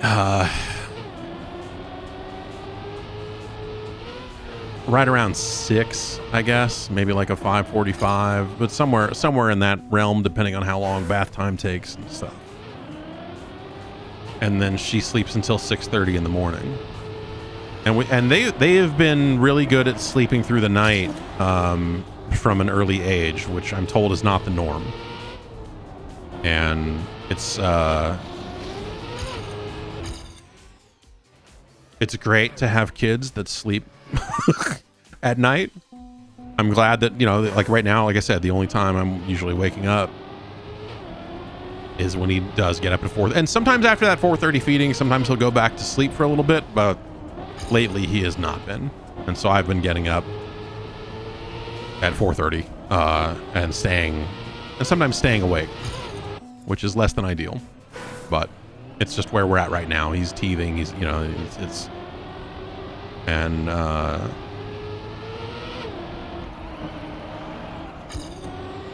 and so the other kind of weird thing about that is that these kids don't nap. My daughter was never a great nap taker. She would only nap after feeding. She would fall asleep on the boob. My son will occasionally, if he's out in a stroller or, occasionally here in his swing, you can get him to fall asleep for half an hour, maybe. But all these stories, I was like, oh, and then, and you have all this time during the day because the kids just nap. I'm like, the fuck I don't. No, that is not how it's going. But honestly, they sleep through the night and that's pretty fucking good.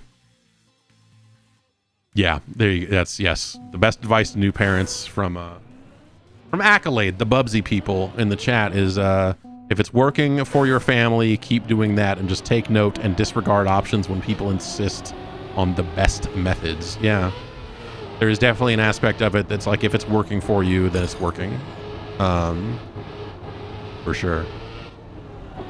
A lot of people will tell you a lot of things about what to do, what not to do, what to feed them, what not to feed them. And oh my God, I can't believe you're doing this. And yeah, not all kids take naps. And I didn't know that until we had them. And I was like, oh, really? Okay. So they're not, like, is there something wrong with these kids? Like, no, at least not that. I'm like, okay.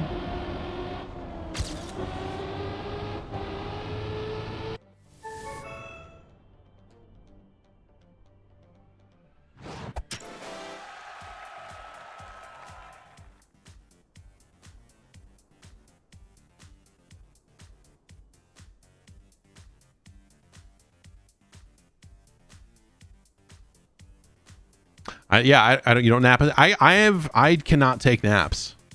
My wife took naps before we had kids. She would occasionally take a nap here and there. I have never been.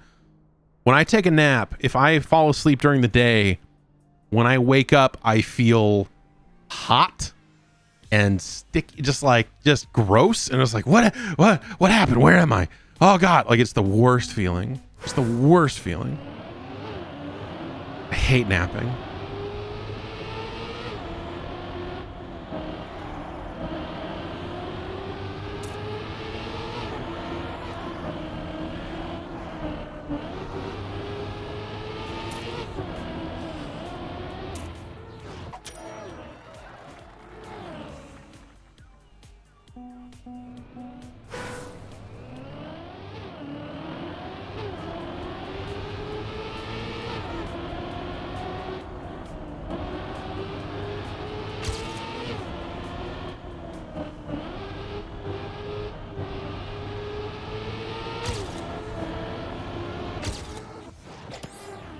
All right, gold medals, baby.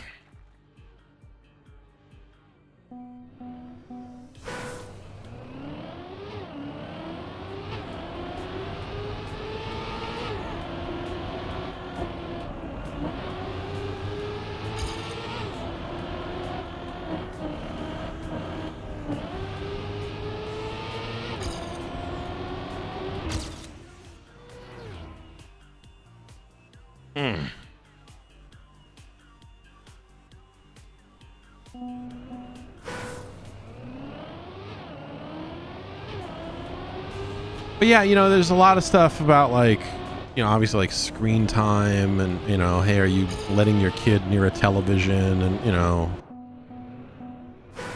and there's so much, like, you can lose so much time reading all of this very, like, alarmist, very fear-based writing about raising kids. And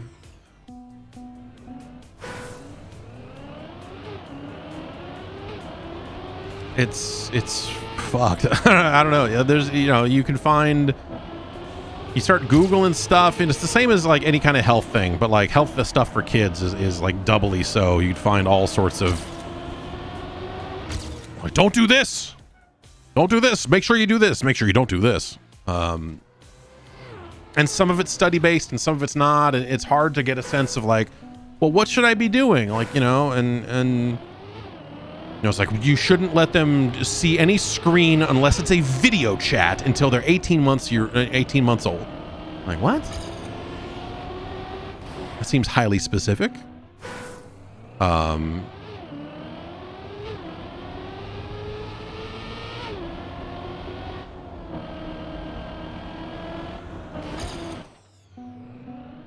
And I, you know, with my daughter, since she was our first, that was when I was the most alarmed about all of it. And I was like, I don't know, should we, you know, should we keep her away from the TV? Should we turn her away from the television? Should we do that? And then fell back on, like, I don't know, like in the 70s, they were letting kids near everything, and a lot of people are fine. And so, like, what are you trying to?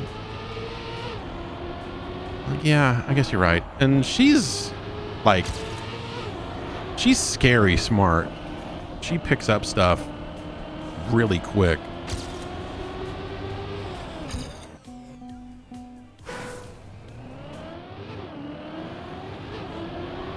And so it was a lot of stuff like, oh, if you expose them to screens, they're not going to be able to read. They're not going to be able to, you know, they're not going to be able to do this and I'm going to do that. And like stuff that like my daughter has done, you know, in,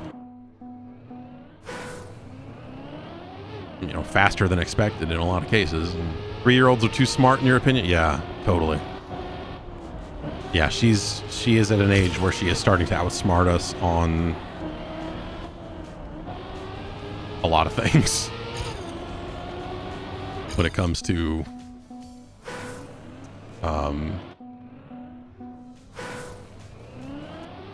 you know, why can't I do this? Why can't I have chocolate chips for dinner? You know, there's just a lot. Like, she just oh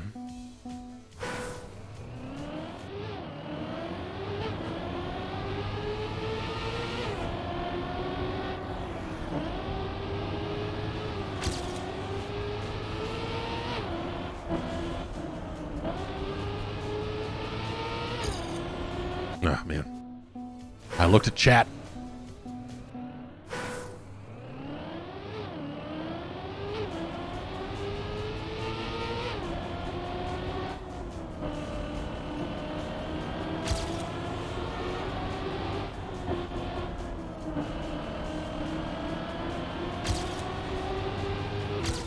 There we go.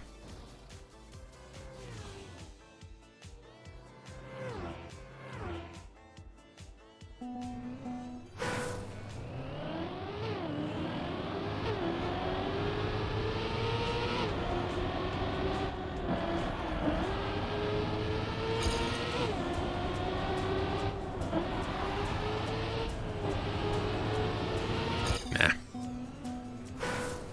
Not gonna beat my time that way.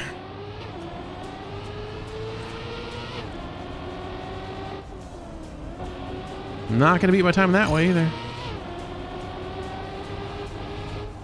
Ugh. Alright, I don't know if I want to grind on this track for another 3 minutes. Maybe it's time to move on.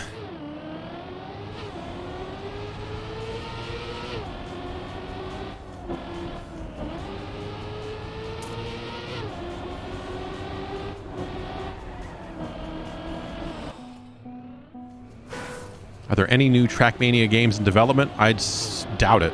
You know, they're updating this one all the time, so I would assume they're focused on that. They're bringing this to consoles. That is probably the biggest thing they're working on.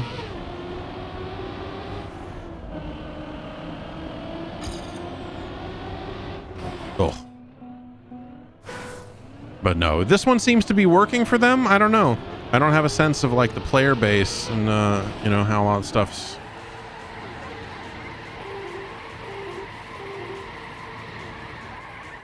that stuff's going for this, but I don't know, it seems like there's more players on the servers maybe since the game hit Steam. Like, this seems like a decent number of people here, and these would be people I think that would be paying, if I'm not mistaken.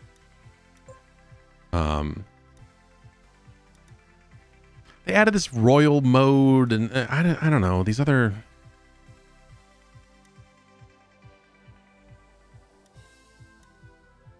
modes are just weird. Let's try it real quick.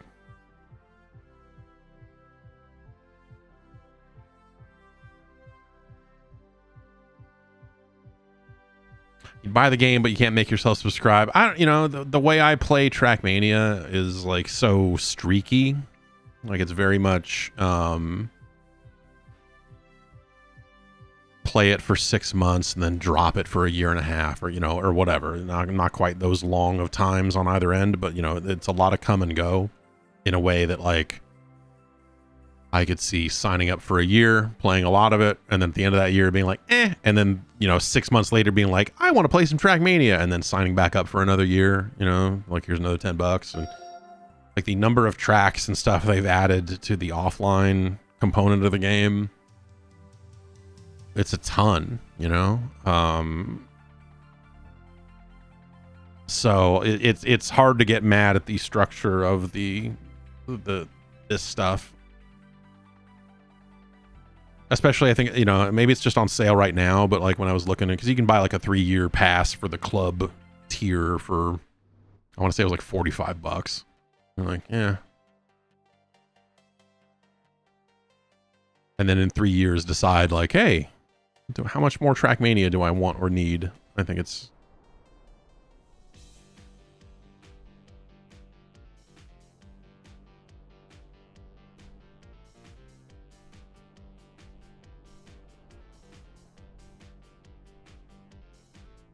Like, we help our families with electronics. What do you think your daughter will help you with?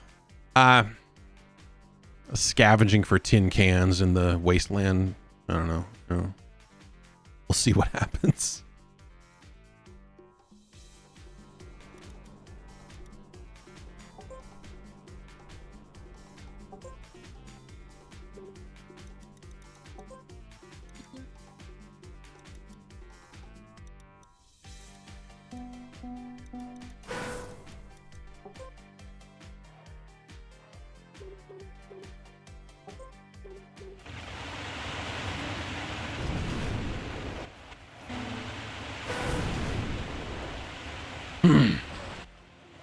It's still picking up. I turned off voice chat. It's still picking up voice chat. That's annoying.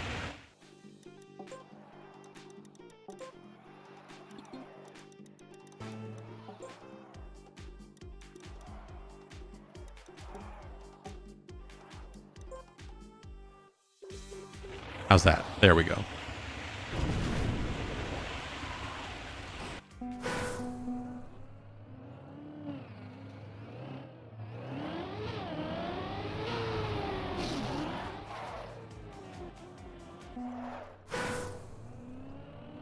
Oh, jeez.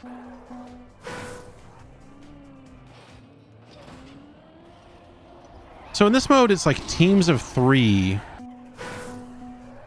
make their way through multiple tracks, and I have not finished one of them yet.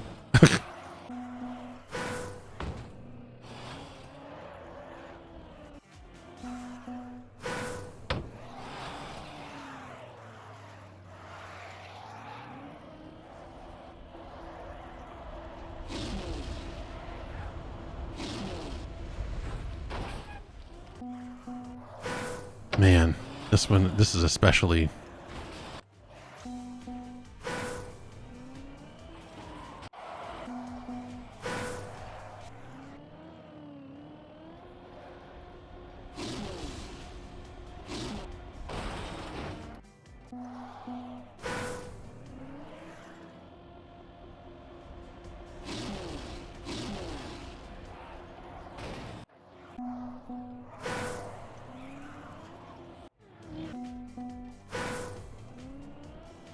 Well, we're in teams of 3. It looks like one of the players on our team is finishing these tracks. It ain't me. Oh, jeez.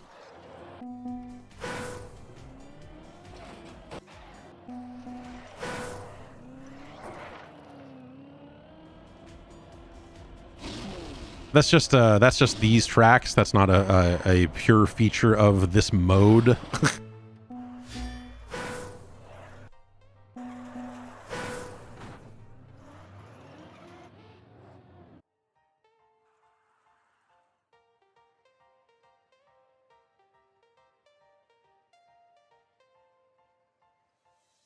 Any desire to check out the freelancer mode in Hitman? Yeah, I installed it. I want to give it a look at some point. That's me, the third best. Yeah, I don't know. I want to give it a look at it. But also at the same time, some of the like the structure of it, I don't know if it's necessarily for me, but we'll see.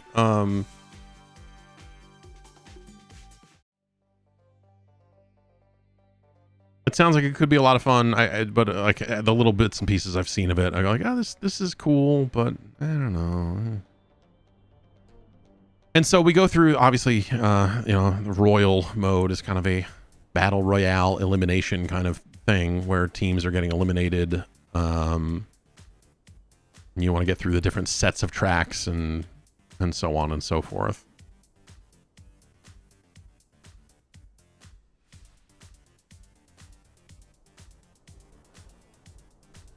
The RTX looks really good. Yeah, I'll have to check it out. I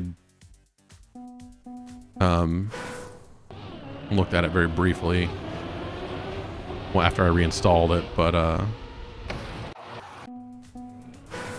yeah.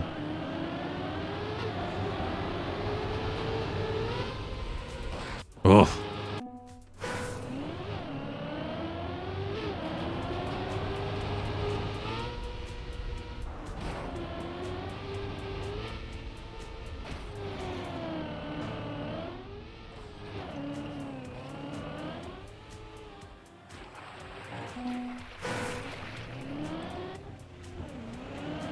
And so basically it's like the first team to finish the 5 tracks wins to a certain extent, and I think there's more to it than that, because if your full team finishes, you get some bonus time, and it's not always, oh gosh, it's not always immediately clear what we're doing here. That's not the way.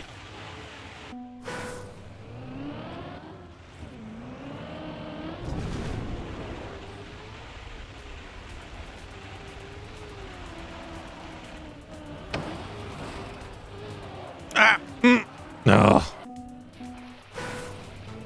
All right. Well, and then when your teammate finishes, you basically automatically move on to the next section.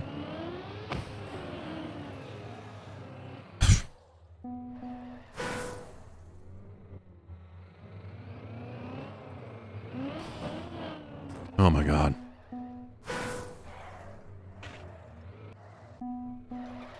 Yeah, I'm not sure if this style of Trackmania is necessarily for me, but I will say that the style of the maps in this mode are interesting.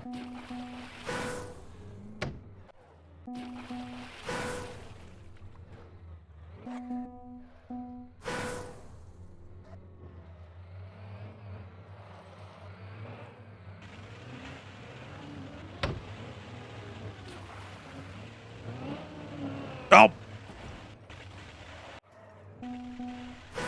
Come on.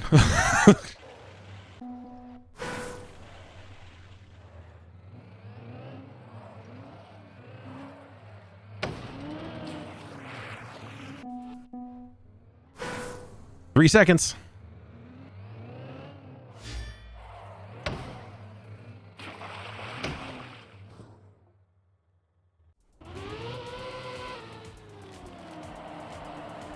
So I don't know. Did we get eliminated? I have no idea what happened. Okay. Well, we did not get eliminated. We're just not in the best teams. Okay, so we keep going.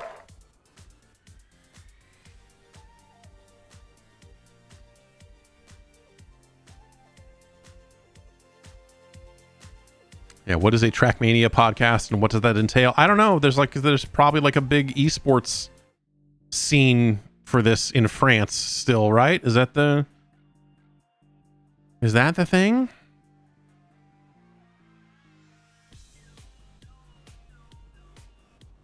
Oh, one of our members dropped out.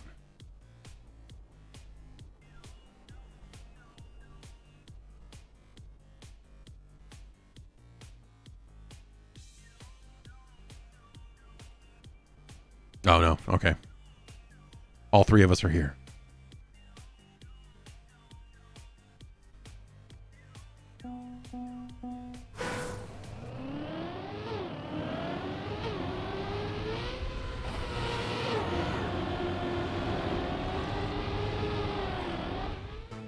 Yay.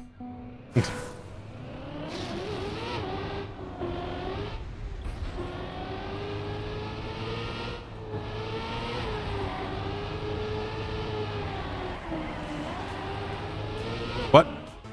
Okay.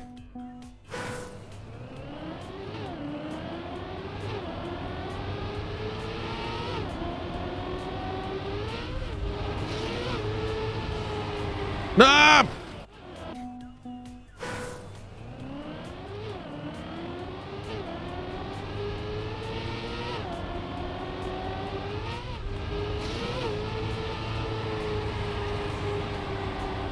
Oh, did I need to sky off of this thing and hit that?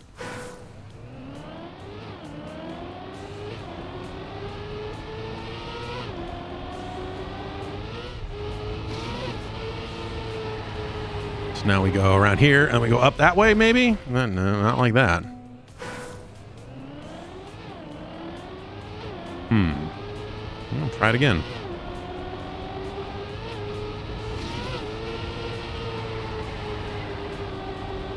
Oh, I see.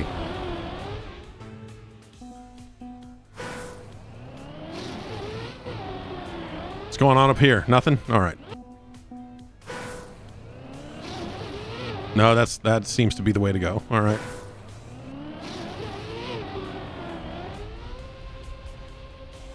No? No.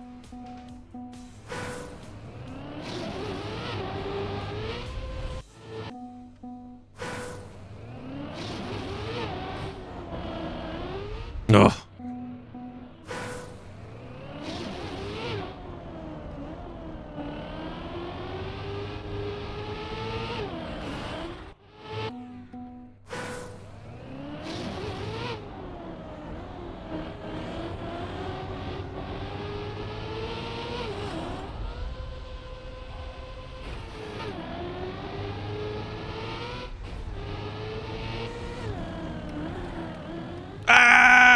Didn't have the speed.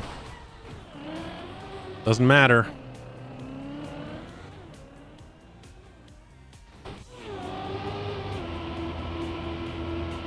Well, it looks like we placed fourth.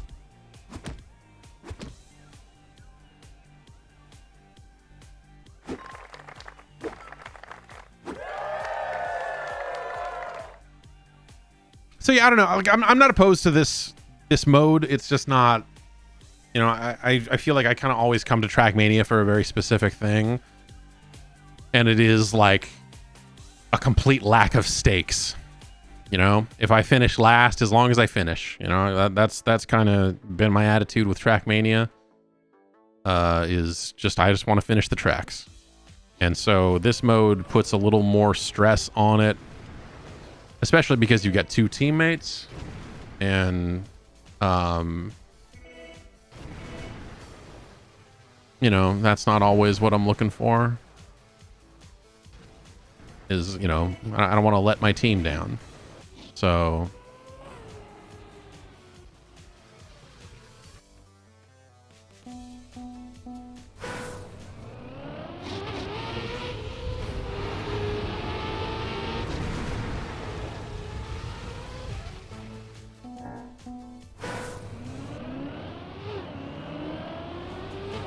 I missed something there, didn't I? Yeah.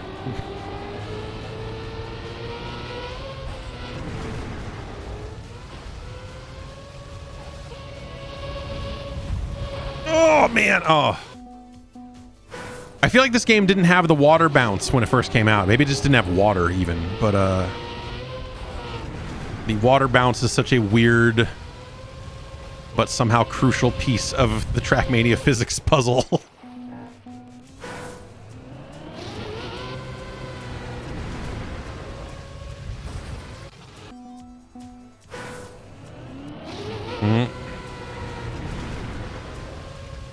Might not make it this time.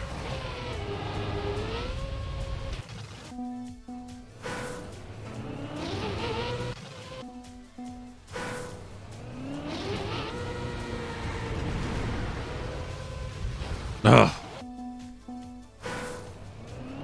Yeah, we're in 5th place out of 7. I think the buzzer noise and the red number 5 means that we are about to be eliminated. Ugh.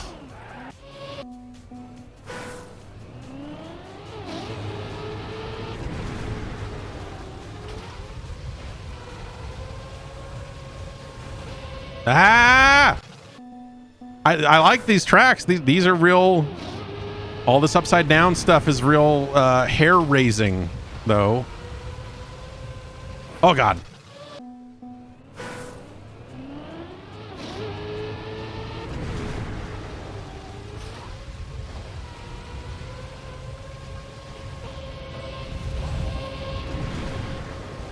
Yeah, why not?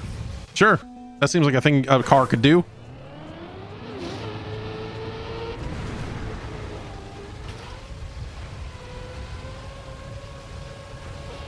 Ah, dang it. Yep, not gonna happen. We got our bonus time. I don't know if an extra 6 seconds is gonna matter, though.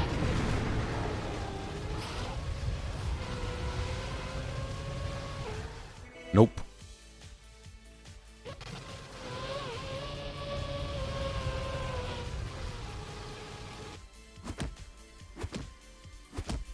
Oh.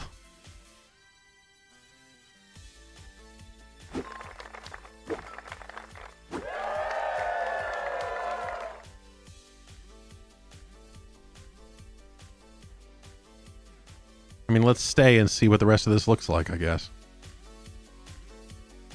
Am I going to play any Strive this weekend? There's a free cross-play beta test. No, I'm not. I'm not enough of a Strive fan. Like, that's cool that it's going to get cross-play. I don't.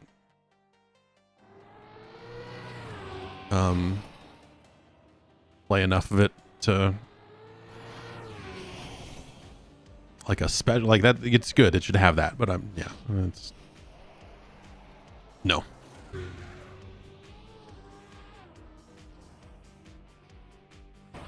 This is a really neat looking track.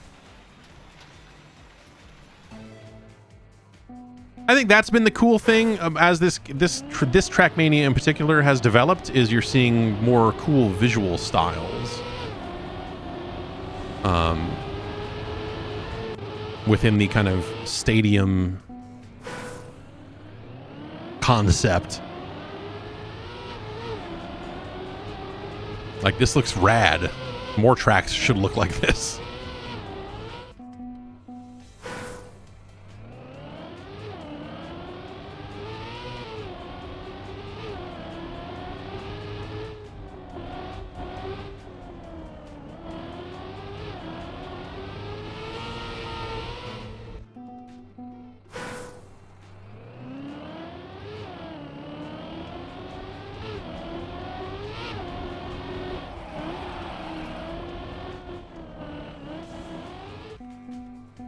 Yeah, is this the last set? Is this the 5th round? Are these the last cuts and then it's over? I think that's what it is, but yeah, 10 days till this Cosmic Smash reveal, huh? I hope it just comes out. I hope it's not until like, hey, we're making, because, you know, I hope it's just out at that point. That'd be nice.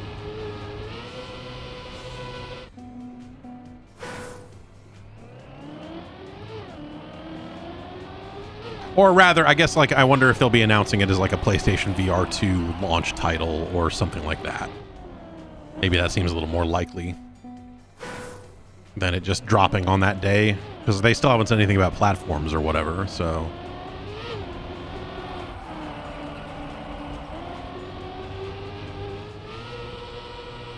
Do I have an HDMI Dreamcast? I do not.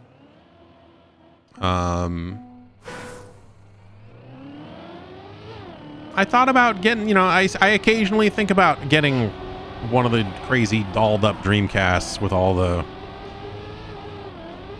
HDMI stuff and the SD card stuff and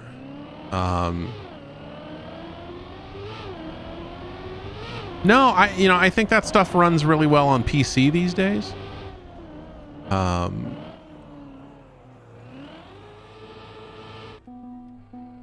And so I haven't always felt the immediate need to go and spend, I mean, what would it be, like $700 or something to do all that, right? I mean, it's, you know, it's a lot of damn money.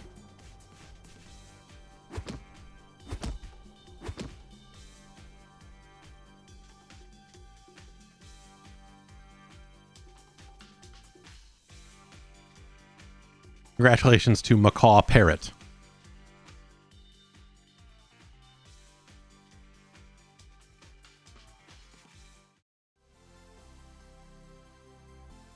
Yeah, so I don't know. Like, that mode is neat, but I don't... Again, it's just not... The idea of Trackmania having a ranked mode, I'm like, that's not... But the track of the day thing's kind of cool, because they choose a user-created track, and there's another server where you can go vote on tracks that people submit, and they get chosen for track of the day, and everything there. It's cool. Like, conceptually, you know, like, even if mainly I'm interested in playing on servers with the silly 15-second nonsense maps, like, being able to have all these different modes, I think, is really cool. Especially when you see, you know, like these other modes are where you really see people just like taking advantage of different tile sets and trying to do dramatically different looks, right? I mean, look at this. You don't see anything that looks like this on any of those servers. That's catering to a very specific style of Trackmania that, like, they don't need this. But this is kind of awesome.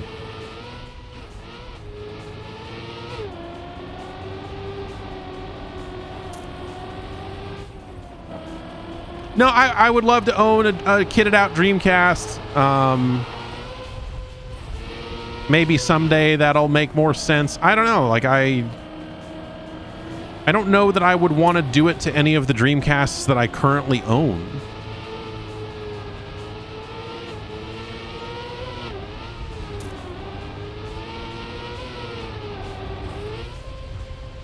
Uh-oh. We seem to have lost our way.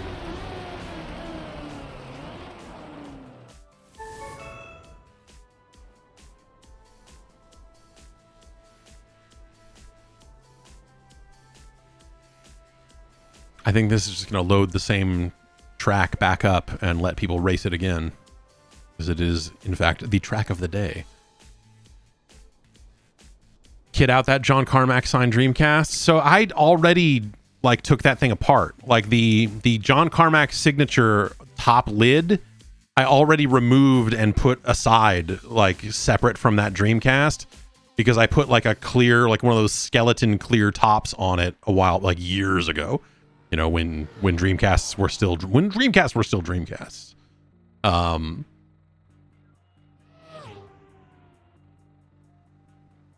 And so,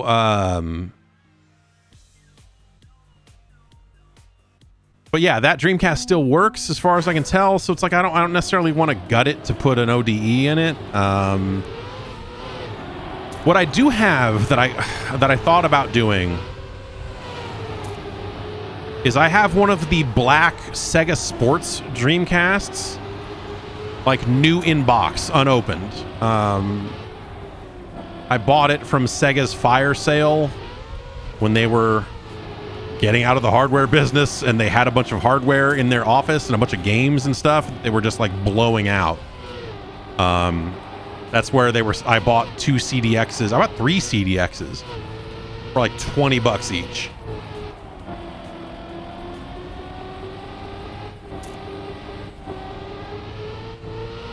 And I have like 4 sealed copies of Shenmue 2 because I just like showed up with a bunch of cash and they're like, here's all the games we have. And I'm like, all right, I'm just going to get a bunch of stuff.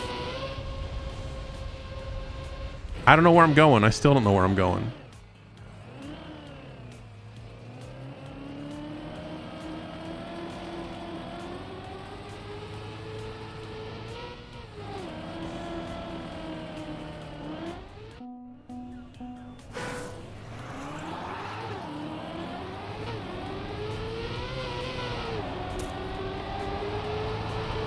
And so, yeah, so I think that's where I got that Sega Sports Dreamcast. It's one of the black ones, and it looks cool. And so part of me is like, well, that would be one that would be kind of cool to gut, because it would be cool to have a sick black Dreamcast with all this crazy shit in it. But it's also like brand new in box. And so should I open that up and gut it? I don't know. I feel a little guilty about doing that. So probably what I would do is like just buy another Dreamcast that was already done up, or buy one to get done up, and kind of go that way with it. Like that's the thing with my Saturn is I have a Saturn. I have a US launch Saturn in my garage somewhere, and the drive doesn't work on it. Which that to me seems like it would be the perfect candidate for this type of operation. Why am I hit the brakes, man?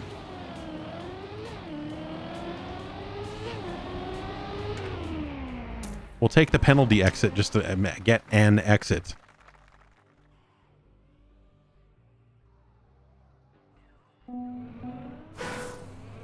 Do a stream installing the mod? No, no. I would not install any of that stuff myself. I'm not good at any of that stuff.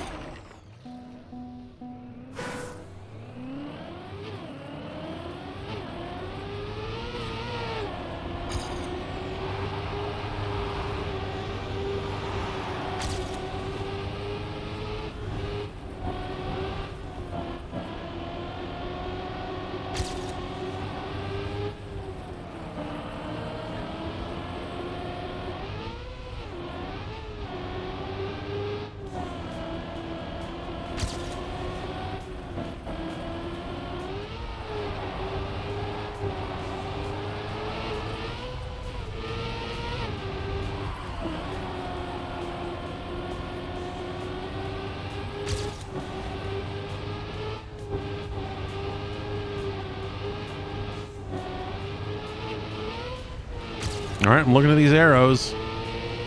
Okay, that's where that guy... Wow, what the fuck did I hit? Oh my god. So it looks like that's the finish right there? Sure.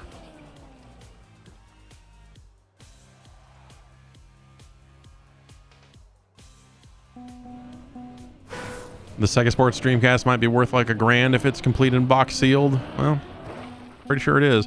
See, it might not be sealed. But I think at most I would have opened it up, looked at it, and went, huh, and put it back. I don't know that I actually did open it, though.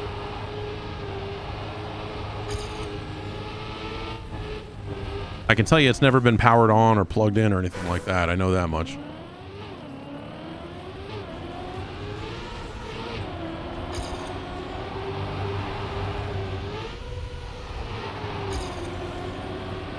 Yeah, it was the craziest thing. It was when we were in the same building as Sega. I've told the story before. And they just had a sale. They're just like, hey, we have a bunch of stuff in storage, and we're, I think they were getting ready to move at the time. And it was weird because I think they like laid people off relatively recently, and so like the mood was like dour up on the 6th floor. Well, the mood at Sega was pretty dour for that time period for a lot of reasons, really. But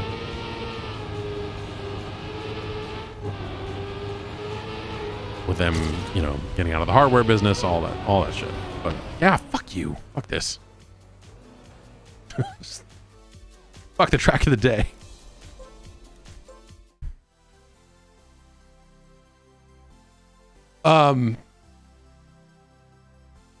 And so there were like Saturn games. Like I got a I should look and see what I have, but yeah, we'll go on the review server. We'll play some potential track of the days. Like sealed copies of like one of the Shining Force games, and just like, again, they had like a bunch of copies of Shenmue 2. There was not a lot of Saturn stuff because obviously this was, at the end of the Dreamcast, but there was some stuff there, so I just bought what they had. And honestly, I should have gone back downstairs to the ATM and gotten out more cash and come back up and bought the rest of it. Because it was just a fucking giant container of sealed fucking games. And, I did, like I said, I bought 3 CDXs from them. I gave one to a friend as a gift. And so I still have 2 CDXs here.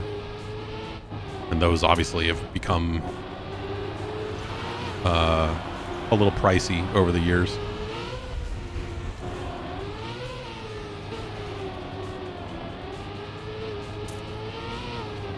Not a sealed Panzer Dragoon Saga. Nothing too crazy.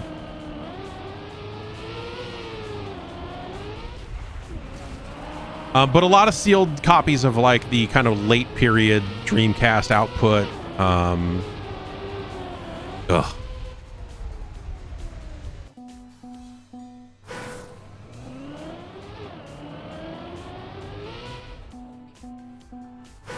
What is my most expensive video game related item? It's it's a sealed copy of Magical Chase for the TurboGrafx 16. That has to be far and away. I'm sure that has to be the most expensive thing.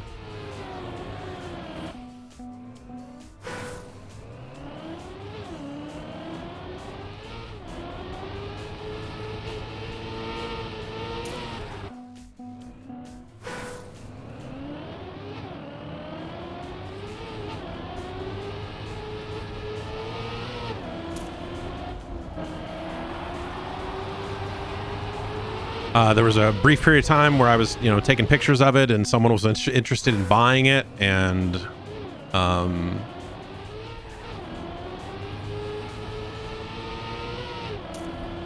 was in the middle of a lot of stuff and kind of wasn't responding super fast anyway, and it was like, I think like deep down I was like, I don't know if I'm even ready to sell this just yet, but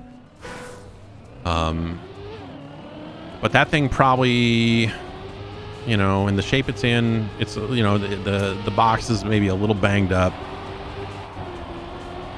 in some spots.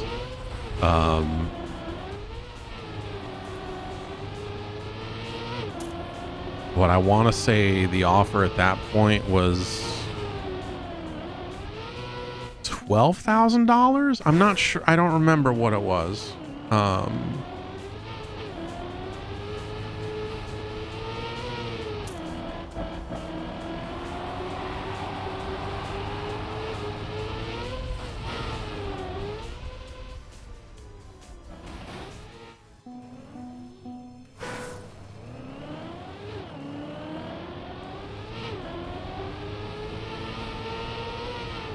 And so I'm always watching to see if more copies of that show up. There was another sealed copy sale, I think, year before last. It was somewhere in the 15K range, if I remember right. Um,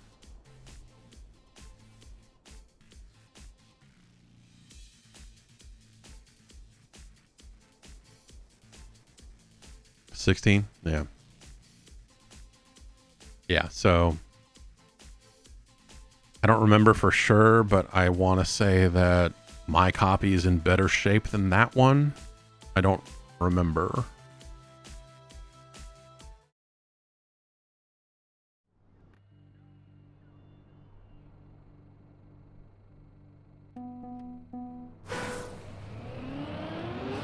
I want to see what's in this hole.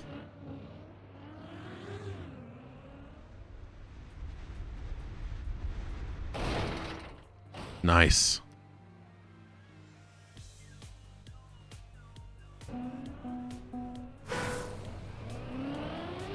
Get it rated. So, I mean, you know, like, there's probably value in actually getting it graded, if only to get it sealed up and, you know, have a little bit of provenance put on it. But I don't know.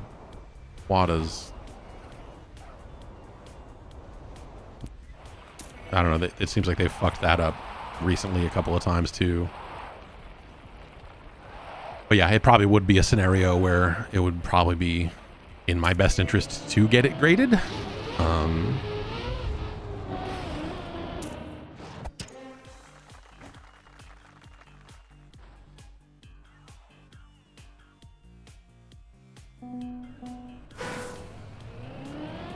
Yeah, there's that other company. Yeah, I don't know. I don't know what that scene is like these days. You know, everyone obviously has a lot to say about WADA, and there was another company before that was doing it, but I don't know if they were any better or not.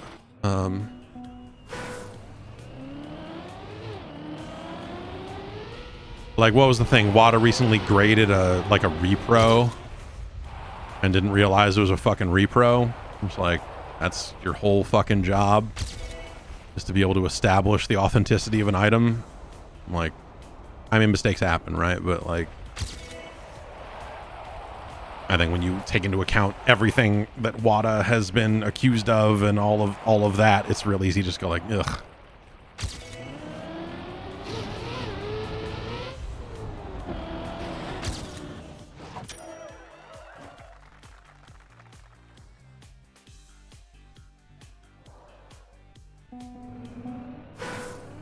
Yeah, I saw that they apologized for it. They're like, oh, jeez.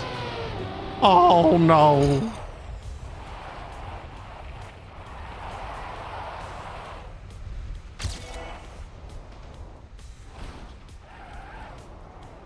This track's all right.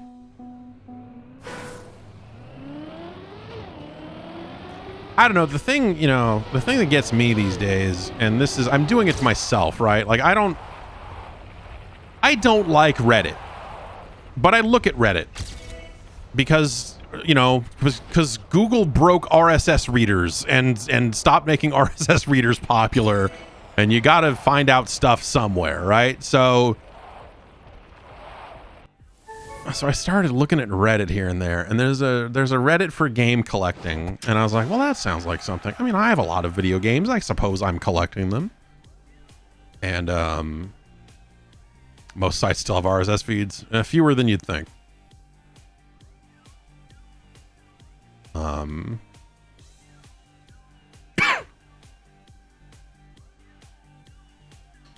half the time they're not full text feeds, man. I remember when we were building that website back in 08, we were all so super into RSS readers and all. I was like, no, we need a full text feed.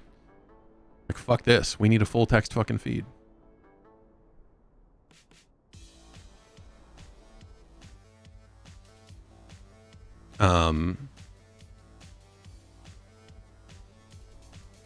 Feedly, yeah, I don't know. Like, I at some point I just stopped reading. Like, once we stopped like writing news stories for the website, I didn't need an RSS reader as much, and so when Google killed off Google Reader, it didn't It did not hit me that hard, but it was frustrating.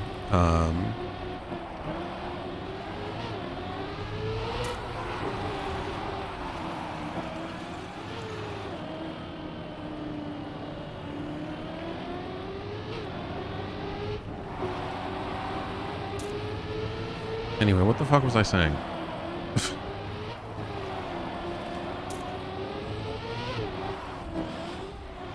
Oh, we're doing laps, huh? Ugh. Automatic 1-star. Game collecting. Yeah, so anyway. So yeah, there's a subreddit devoted to game collecting, and I thought, yes, why wouldn't I look at this? And it is the worst. All it is people going, I got this Pokemon game. Is it good? Is this fake or not? Is this a fake? And you look at it and you just go like, this is maybe one, I don't even need to crack this open, or like, this looks fake as shit. What the fuck is wrong with you? Or just like, it's a blurry picture of a DS card, and they're like, do you think this is a real Pokemon? And that's all it is. And it's people complaining about WADA. That's the other thing. And that's why I'm not as, that's maybe I'm why I'm not as sour on WADA as a lot of other people are, is because having read those people being all mad about it, I'm like, well, if these people are angry about it, it's probably good, because these people are fucking idiots.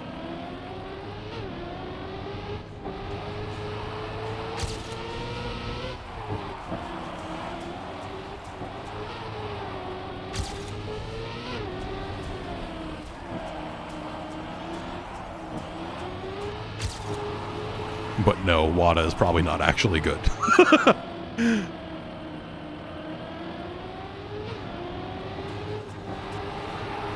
But it's a lot of people with that mentality of like, oh, how come, why is this stuff so expensive? I should be able to afford all of the games. Why are these people coming in and making games worth money? And you're like, that, what? Like, what? Sometimes shit is actually rare. Like, if you just want to play the games, then there's a way to do that for $0. I don't know what are we mad about? Like, what are you doing? Like, at no point are you owed the ability to complete a, Nintendo DS collection for a reasonable amount of money. There is no, it is not written down somewhere that the world owes you the right to be able to afford all, like occasionally rare stuff. Like, people like you wanting it is part of why it is expensive. It's in a world where flash carts exist, it's you just look at it and go like, oh, I get it. Like, some people don't want to fuck with that stuff, and like, sure, like, if playing legitimate cartridges was super easy all the time, everyone would do it. But between having to then go get a fucking retro tink and get this, and oh, how do we hook it up to this TV? And you're like, no, I'm not going to do that. I'm going to hook it up to a CRT directly. All right, fine. Put a fucking CRT in your room too while you're at it. You fucking nutcase. Sure, why not? I say that as a CRT owner, but also fucking come on. Like, you're already pursuing this fucking insane thing, and all of it's getting older, and all of it's getting more broken, and so yes, obviously a lot of this stuff is going to become more rare over time. Yeah, people that get repros, yes. Why would you buy, instead of a flash cart, why is a reproduction, why is it an illegally produced, a bootleg, basically? Why is a bootleg copy of a game okay? You're like, oh yeah, no, it's a repro, but I still,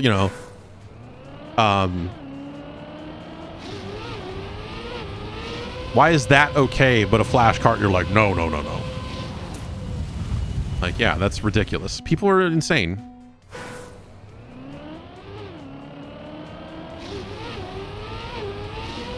You have a sentimental attachment to ownership of some rarities like Snatcher and the Star Fox Super Weekend cart. Like, totally. Like, sentimental, and I think that's the thing. I think there are going to be games that you've got a sentimental attachment to, and I think that's when I look more at the games I own and why I own them and why I maybe don't want to own some of them anymore. It is that. It is like, the idea of I need to get every single N64 game that was released in the US, they're like, no, you don't. That's cool to look at, and you go like, look at that shelf, I got them all. And I'm like, look at this SD card, I've got them all. And I've got English language hacks for some of them, and you know, like I don't even know what I'm doing here. So I just, that whole mentality, I've got to collect all of these things. No. Like, if you've got a sentimental attachment to a certain number of N64 games, that I understand. That makes total sense.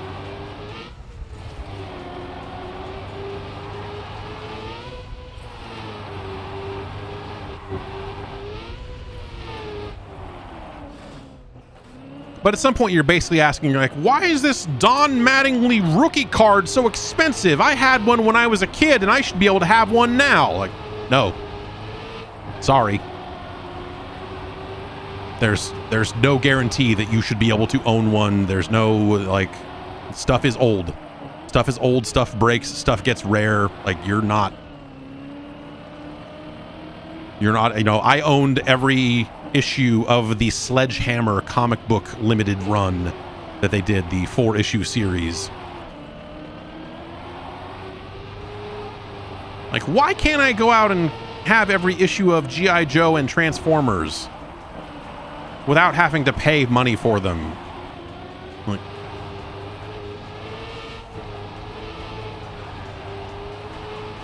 you might as well be saying, like, why is this quarter worth so much money? It's a quarter. You're like, yeah.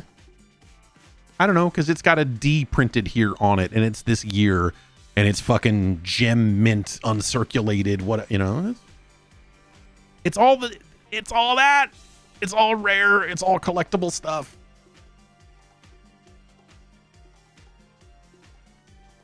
Map is okay. I don't know.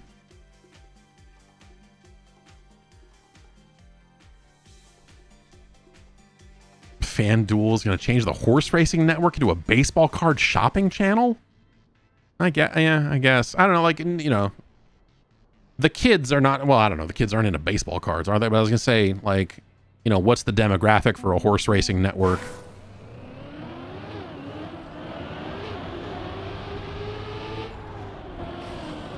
Yeah, me. Yes, also me. Yeah, I love to watch the horse racing network.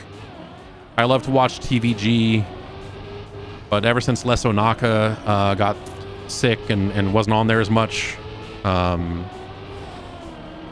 know, a lot less entertaining. We here at the program hope that Les is feeling well and doing well.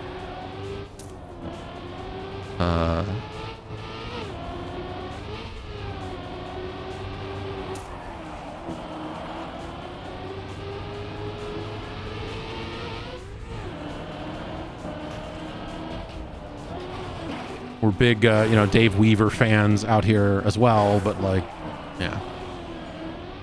Anyway, but yeah, like, you know,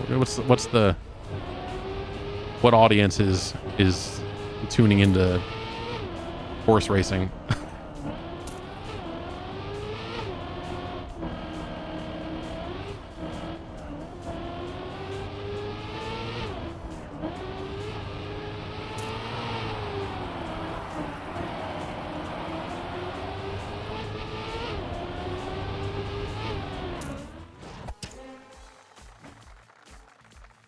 I mean, I watched a lot of TVG, but I only bet on horses like once that way. And my roommate, he definitely put a lot, like, well, maybe a lot more money into the horse racing than I ever did.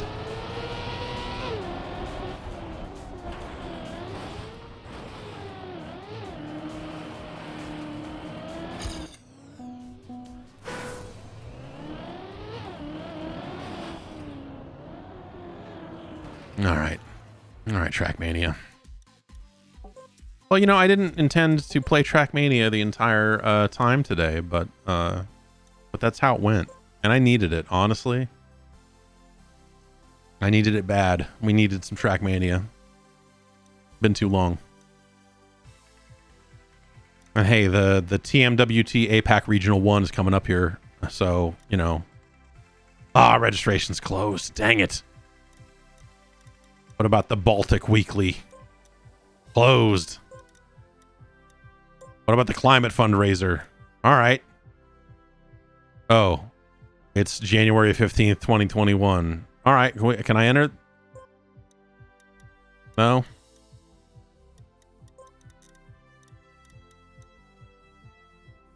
What even is this? World Tour 2023. E regional. See results.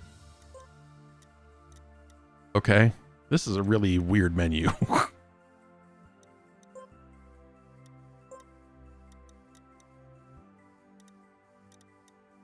Not seeing a lot of United States in any of these, you know?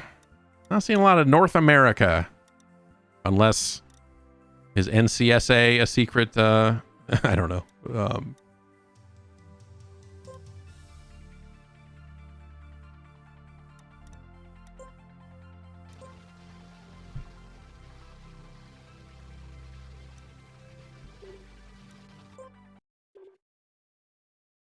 Trackmania is on Steam now, which is a somewhat more convenient way to play it, I think. Except that the way the Ubisoft Connect client integrates with Steam is insane. So like I just closed the game and got a pop-up from the Ubisoft Connect client, which stays running even after you quit the game, which is terrible. And it just says, you've been logged out of Ubisoft Connect due to inactivity. Please re-enter your Ubisoft account password in order to sign in again. Like, no. Like, it wants me to log in. It's almost like a trick, because I think once you log into it that way, it can, well, then I just quit out. All right. Then they can show you the Ubisoft store and sell you games that way. Whereas when you launch it from Steam, the version of the client that appears is one of those very thin clients. EA kind of would do the same thing, where it's like, it doesn't show you the separate store, you know, like whatever the Steam regulations are around that. I don't know. But, it's a weird pop-up. It's a very annoying pop-up to get. But what are you gonna do? But yeah, I don't know. I think game collecting is you know, collecting anything is ridiculous, right? That's my point, is that trying to maintain a collection of things, you know, you are by its very nature placing value on it. And then I think once you've done that, it's hard to complain. Well, it's very easy to complain because people do it all the time. But I mean, it is hard for me to take those complaints at face value when people are like, this thing I want to collect is too expensive. Like, yeah, you got priced out of the market. It happens. You're, by definition, considering them to be collectible. And collectibles have values, and collectibles values fluctuate. And yeah, eventually that stuff's going to be stupid.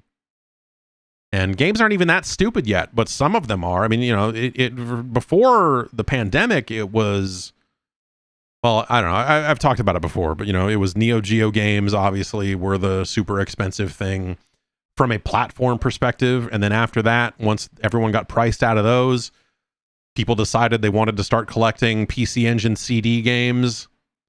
And so the market on that started getting weird. And, you know, not just Rondo of Blood. Before it was just like, it was limited things like that would be like, where the appeal and the price of a Rondo of Blood made sense because it had been talked up as this amazing video game. And you're like, I've got to get Rondo of Blood. It's the Castlevania we weren't meant to see.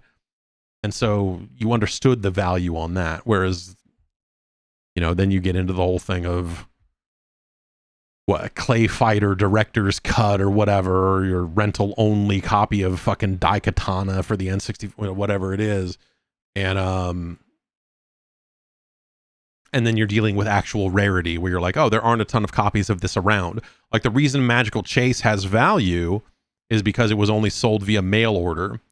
And so as a result, there are not a lot of copies of it, period, in the US. And then furthermore, the idea of a sealed copy of it is even weirder. It's weird that I have it. I pulled it out of a box and went like, oh, right, this. And how did I not open this and play it? Like, why did I get this game and then not open it? It certainly wasn't something I was intending to set aside and you know, set aside for years or whatever. I just kind of lucked into it. When, you know, like there's some stuff like I have a sealed copy of Ocarina of Time, the gold cart launch day, whatever, first print, blah, blah, blah, of Ocarina. And the only that wasn't something I didn't go like, yeah, one to stock, one to rock, baby. You know, it wasn't, you know, like I'm not nuts.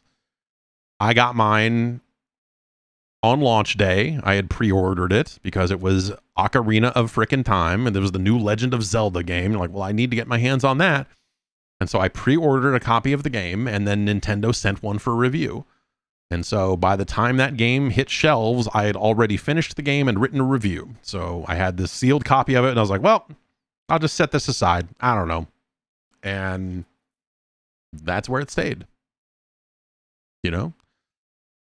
But yeah, I don't, you know, the people that are specifically trying to collect sealed stuff, especially, I just look at that stuff as like they are people there to be taken advantage of one way or the other, right? If you're like, all right, man, if you want this bad enough, then pay up, I guess. I don't know. Like, I like playing video games. It's not some investment opportunity for me. I think the only time I maybe got a little weird about that was that Sega sale, because it was just like everything was $2 or just some insane low amount of money that you're like, well, yeah, I guess I'll get 3 copies of Shenmue 2 for the Dreamcast. Why wouldn't I do that? And, you know, and so I ended up getting a bunch of stuff that way. And then there was stuff like, you know, sometimes I have all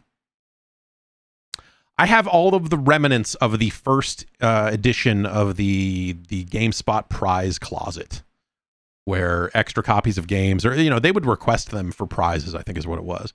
And so the community team would give away copies of games, and there ended up just like, I think when that stopped happening, there was just a big box of games. It was, or like they were old enough that it wasn't worth giving away a bunch of weird PS1 games.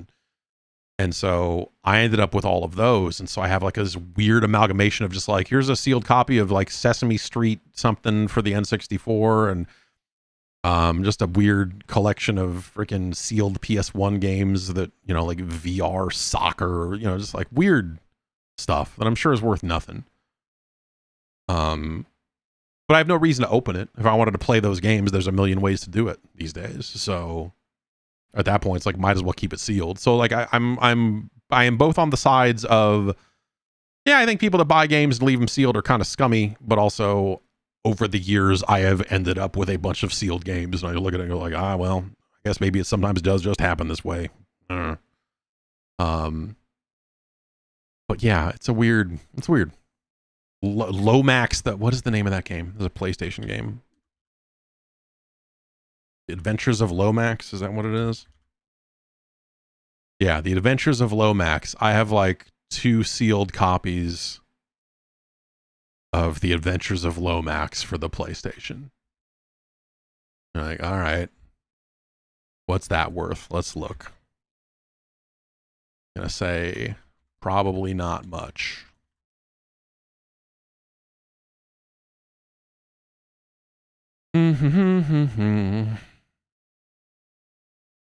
Well, apparently graded, it's worth something like $600.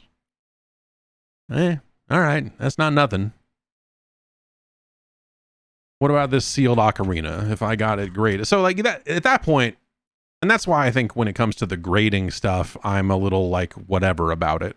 Is like, you know, yeah, is the grading thing necessary? Is it kind of sleazy? Like, yeah, I guess. But also, if doing it makes this thing worth more money to the people that would be likely to buy it, why wouldn't you do it? You know, if you've got the sealed game already, then why not? If that's something that those collectors value for one reason or another, then like, here's a good example.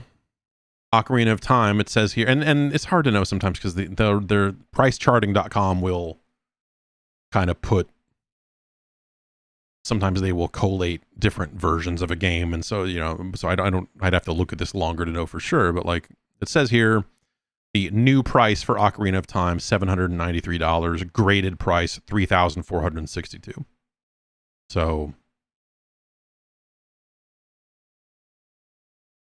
what do I think of Crix, the guy from Ukraine who makes flash carts? Yeah, the Crix makes amazing. I have one of the TurboGrafx flash carts that Crix made. I have, what other Crix gear do I have? Crix.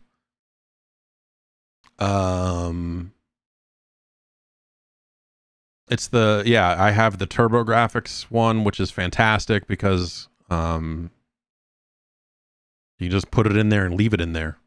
You know, you don't have to ever take the card out unless you're playing CD games, I guess. I'm trying to think if I have any other Crick stuff. I have an N64 flash cart, but I don't think it's one of his. And I did have a SNES cart, but it wasn't one of his. Someone sent in a mailbag. Someone sent in a SNES flash cart that worked pretty well, and then one day just stopped working completely. It just died. It was like an off-brand. It wasn't like an SD to SNES. It wasn't like one of the ones you heard of. It was just like what is this? It's awesome, but like it was kind of a weird thing. So yeah, I don't know. Like it's ridiculous in a lot of ways that we've ended up in a position where games are worth this kind of money, and that people have sealed copies of games. Like the whole Mario Brothers, the Super Mario sale. That's where a lot of this stuff falls out. That's where a lot of the stuff you look at and go, this is a scam. And do I think there are scams happening in and around the collector market? Yes, of course. With any collector's market, you're going to have people that are doing shady shit. 100%. It's not just video games. It's everything. So I guess just having been around, like collecting baseball cards and stuff, me and my dad were into baseball cards in the early 90s.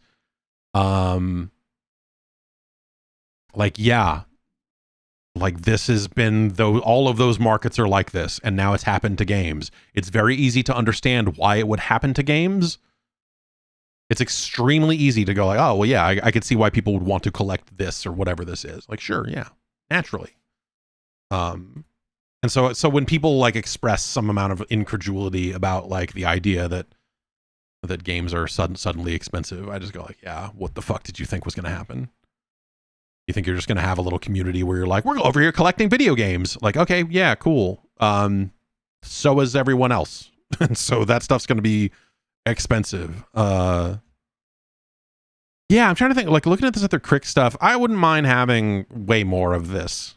It'd be nice to have, like, I think that would be, there's a while that I was thinking like, oh, I'll get a Genesis flash cart and then I'll get one of the analog, Mega Drive, their Mega Drive thing. And then just as the Mister got better and better, like the idea of going down that road at all just seemed more and more ridiculous, right? So, that's where I'm at with it, is like once you've crossed that bridge and you're like, okay, not everything needs to be an official real cartridge for a game anymore. There's a whole world of fascinating projects, open source and otherwise, that are letting people play old games in a variety of ways. And so I don't have a ton of loyalty to real hardware. And even if I did, the Mister, in a lot of cases, makes it pretty easy to use the original controllers. And in a lot of cases, that thing is hyper accurate. It is not hyper accurate across the board. You can still find, even with the PlayStation Core being as good as it is, like that dude is fixing bugs all the time, and he's doing amazing work, and it's astounding how rapidly he's working and how many bugs are getting fixed. It's incredible. But if you're sitting there going like, is it perfect? You're like, no, it's not. It's not perfect like a real PlayStation might be, but it's getting closer every goddamn day. And so I look at that, you know, and just go like, man, like I look at all the setups when people are just like, look at this, it's my CRT on top of a thing. And then below it, I've got 20 consoles in little cubby holes, and they're all hooked up to I got a series of switchers here to switch which one's hooked up, and blah, blah. And I was like, oh, fuck, man. No. And I have almost all those consoles. Like, that's the thing. I have, you know, like in the garage, I've got most of those goddamn consoles. But I don't want to do that. I don't want to do that.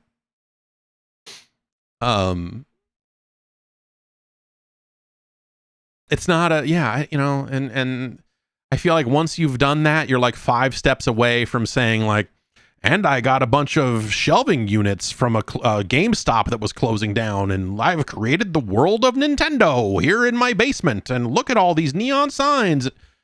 And I'm like,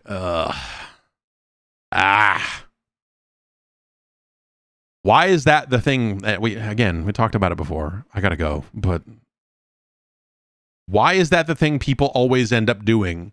Is accidentally making their game room look like a fucking store. Why would you do that? What is wrong with you that you're like, yes, we've made it look like a video game store. Everyone loves to hang out at the video game store. Yuck. No, they don't. I'm going to recreate Klaus's Hobbies and Games from Cotati, California.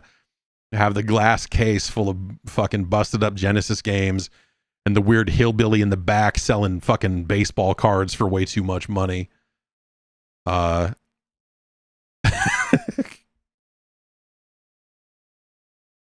Anyway. Yeah, Crix, KRIKZZ.com. Crix has made some amazing flashcards over the years. There's a ton of them for what are we looking at here? An N64 one, there's a Genesis, there's a GBA, a SNES, NES, Famicom, Game Gear, Game Boy, Sega Master System, and then a few different variants of that, TurboGrafx, and so on and so forth. Yeah, pretty reasonably priced for what you get on that stuff. So you know, I'm gonna get going. Everybody have a good rest of your Friday, and have a good weekend. I'll be back on Tuesday with the podcast. There's some news and stuff, I guess, that, you know, because we did Game of the Year on Tuesday. I didn't go deep on news, so there's probably some catch up to do there, as well as everything that's been happening since, obviously, you know, the Rumbleverse news and so on. Interesting verbiage on their statement about Rumbleverse in a way that makes me wonder if that game will come back, because they seem to be like, hey, you know, this might not be the last you've seen of this, or, you know, the verbiage is interesting around that. So we'll talk about all that stuff and everything. Until then, have a good one.